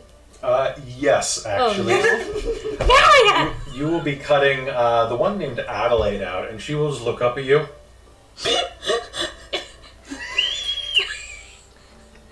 It's not what it looks no, like. not again. What? Oh no, not again. All right, and with that, you will see through the front door that has been bulldozed through. Dawn is beginning to crest over the horizon, and you will see rays of sunlight pierce the veil and the space between the thorn bush outside. And it's not a hedge maze, actually. You must have been mistaken. It's just that rolling hillside again, with the farms outside, or with the not farms outside, with The garden? the garden and farming plant. Aw. And as you are looking around, you'll see that morning is dawning, and you're feeling strangely refreshed in spite of yourselves. And as the grumpy in patrons who were woken so rudely will come down, Sally will say, Breakfast will just be another minute or two. Grab a seat. "Whoa, Mending. you don't look much like a rhino at all anymore." Right. Sylvester will say, leaning in and kind of feeling around in front of your face for where your horn was a moment ago. Where's your horn? I'm not a rhino. I just happened. I turned You into just look one. like one sometimes. Yeah. I mean, that was the first time, but you know. Oh, there's a sometimes. first time for everything. Yeah. Yep. Yeah. That's Beer? true. Yes, please. Beer. Beer. And they will serve you a nice breakfast of eggs and toast and beer and all sorts of things. And you'll actually see that now that the trapdoor has been broken up and the spiders are just hanging out behind the bar. And as you are hanging out at the bar, a couple of the spiders will walk around, and you can see them like, actually, one of them very clumsily spilling beer everywhere, but a couple of them will like serve your plates. Okay. Okay. Set a plate of eggs and bacon in front of you. Oh, okay. And hungry. you will have a lovely breakfast. And at the end of it, as you're packing your things up to head back on the road, Sally and Sylvester will approach you. And Sally will say, Thank you so much for all of your help. I don't know what we would have done without you. Although you did sure make a mess of the place. Sorry. Most of That's us okay. know ours. What? The goblins made a mess of the place. Oh yeah, that's I right. know, but still, it's unfortunate. That's okay. I make a mess of the place sometimes too. Sylvester says.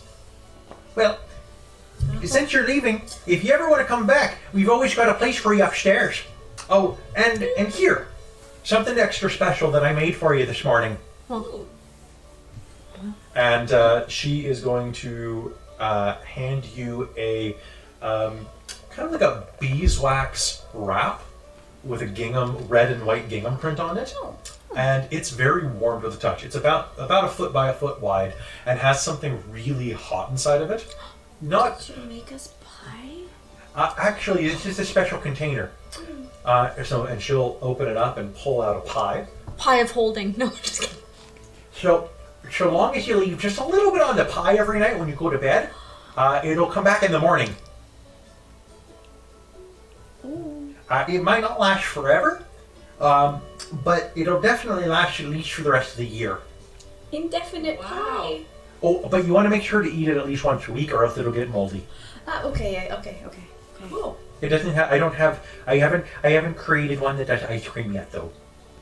That's okay. Ice cream. I'm working on that. So we just need to make sure there's a bit of the pie left on the plate. Yeah, just a little bit of crust and maybe like a little bit of apple. So it goes to regenerate. Have you ever done this with zucchini bread? Oh, you don't even know. Reference. Well, Sylvester will kind of loom over. Well, thanks for your help. It was really nice to have some new faces around here. We see a lot of the same people all the time, and it's a little weird. It'd be nice to have some of you come by and stay for a while. That sounds nice. Potentially. Oh, Sylvester, they need to get going now. I suppose that's true. Well, when we come back this way, we'll try and stop by. That's fair. Well, here, I found some of these in the woods when I was scavenging earlier. Maybe it'll help you out a little bit. And he will hand each of you something that he found in the wood, the four of you anyway, to split amongst yourselves. He will hand, let's see, I'm just going to do it this way. Actually, he'll hand each one of you one. So he is going to hand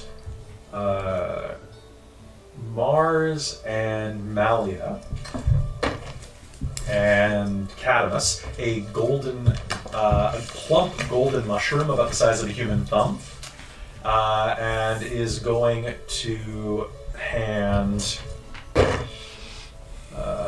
He is going to hand a very thick, almost like a stalk of celery. That's kind of slightly floral on the side. It's a very strange looking thing. To Tia and Farah, and to Zeno, he's going to hand a plump blackberry that's almost a purplish texture. I'm going to sniff the mushroom and ask him what it does. Oh, it's that's golden mushroom.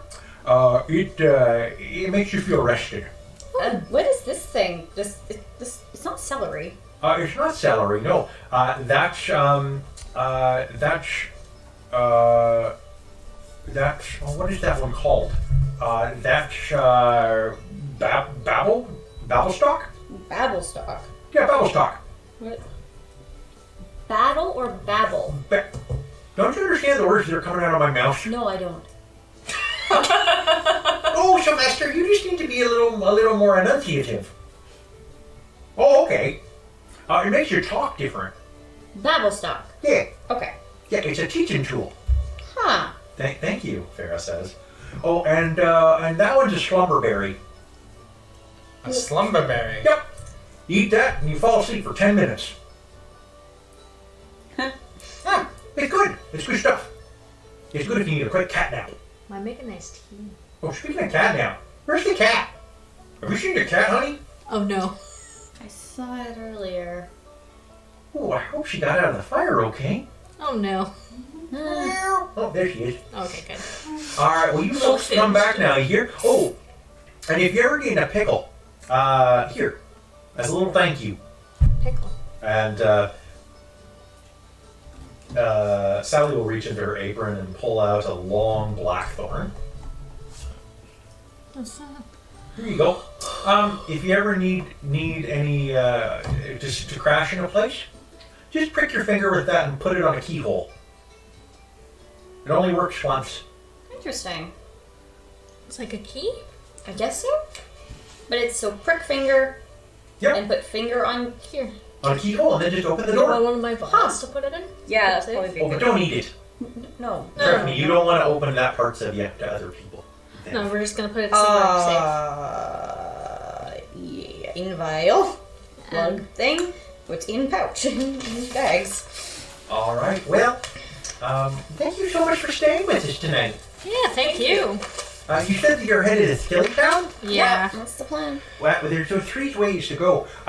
But if you travel that way, just be safe.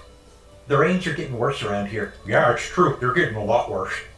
That's why I didn't come home last night. There's too much thunder, so I decided to stay in the treehouse.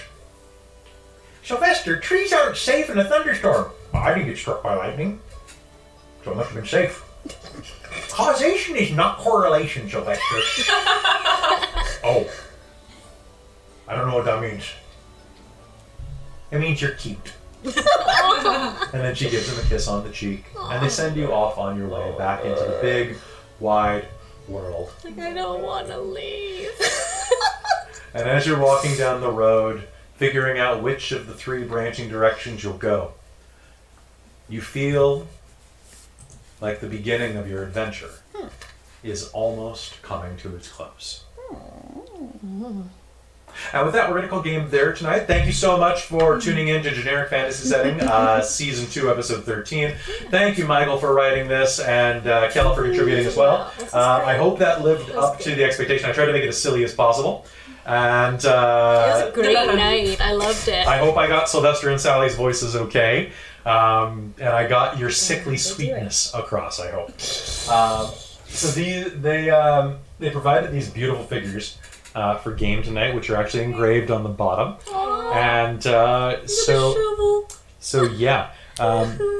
What I need you to do is to make sure that those of you who have the golden mushrooms, what they will do is they give you a short rest.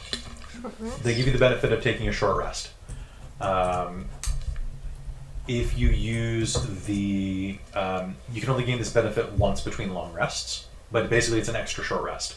Okay. So instead of taking 10 minutes, in the middle of a fight, in theory, you can do it and heal. Nice. Ooh, Yeah. Nice. But it's a one use. Okay. And Because it's one then mushroom. what's that? Because it's like one mushroom. It's one mushroom, yeah. It's basically like a power mushroom. And those of you who use the battle stock, I will not tell you what it does, but reminder that what it does will be interesting. For the sake of gameplay, it's more interesting if you do it at the beginning of a session or end of a session where there is not a heavy amount of roleplay immediately afterwards. But maybe it's interesting. Okay. Oh, have fun, Amy. Ooh, oh dear. Okay. And then Farah- I have Farah has that one too. thorn. Oh, yeah, And you have the thorn. So with that, we're going to close this. We'll see you next Wednesday for episode 14. And do you guys know which way you're going to head? Are you I was thinking you can kind of do the underpass. I was thinking the underpass. We said we were going Yeah. under, but next time we dealt with potential underdark, we would go to under. Dungeon. So you're So- going into the Underdark Bondage Festival? Yeah. Yeah, I said like last time. I You're said gonna if get we were. banned off Twitch at this rate. It's gonna be great. Oh. All right, I've got. You know what? I've been wanting to do the drow for quite a while, so it's going to be Yeah. interesting. Thank you so much for tuning in tonight. We will see you next time, and it looks like the audio issues are mostly solved. Yay! So yay! And thank you again, Michael, for all of your hard work on this and for supplying the maps and the figures. I'm sorry that some of the spiders were invisible. It was great. All right, have a great night, everybody. We will see you next time. Goodbye. Bye.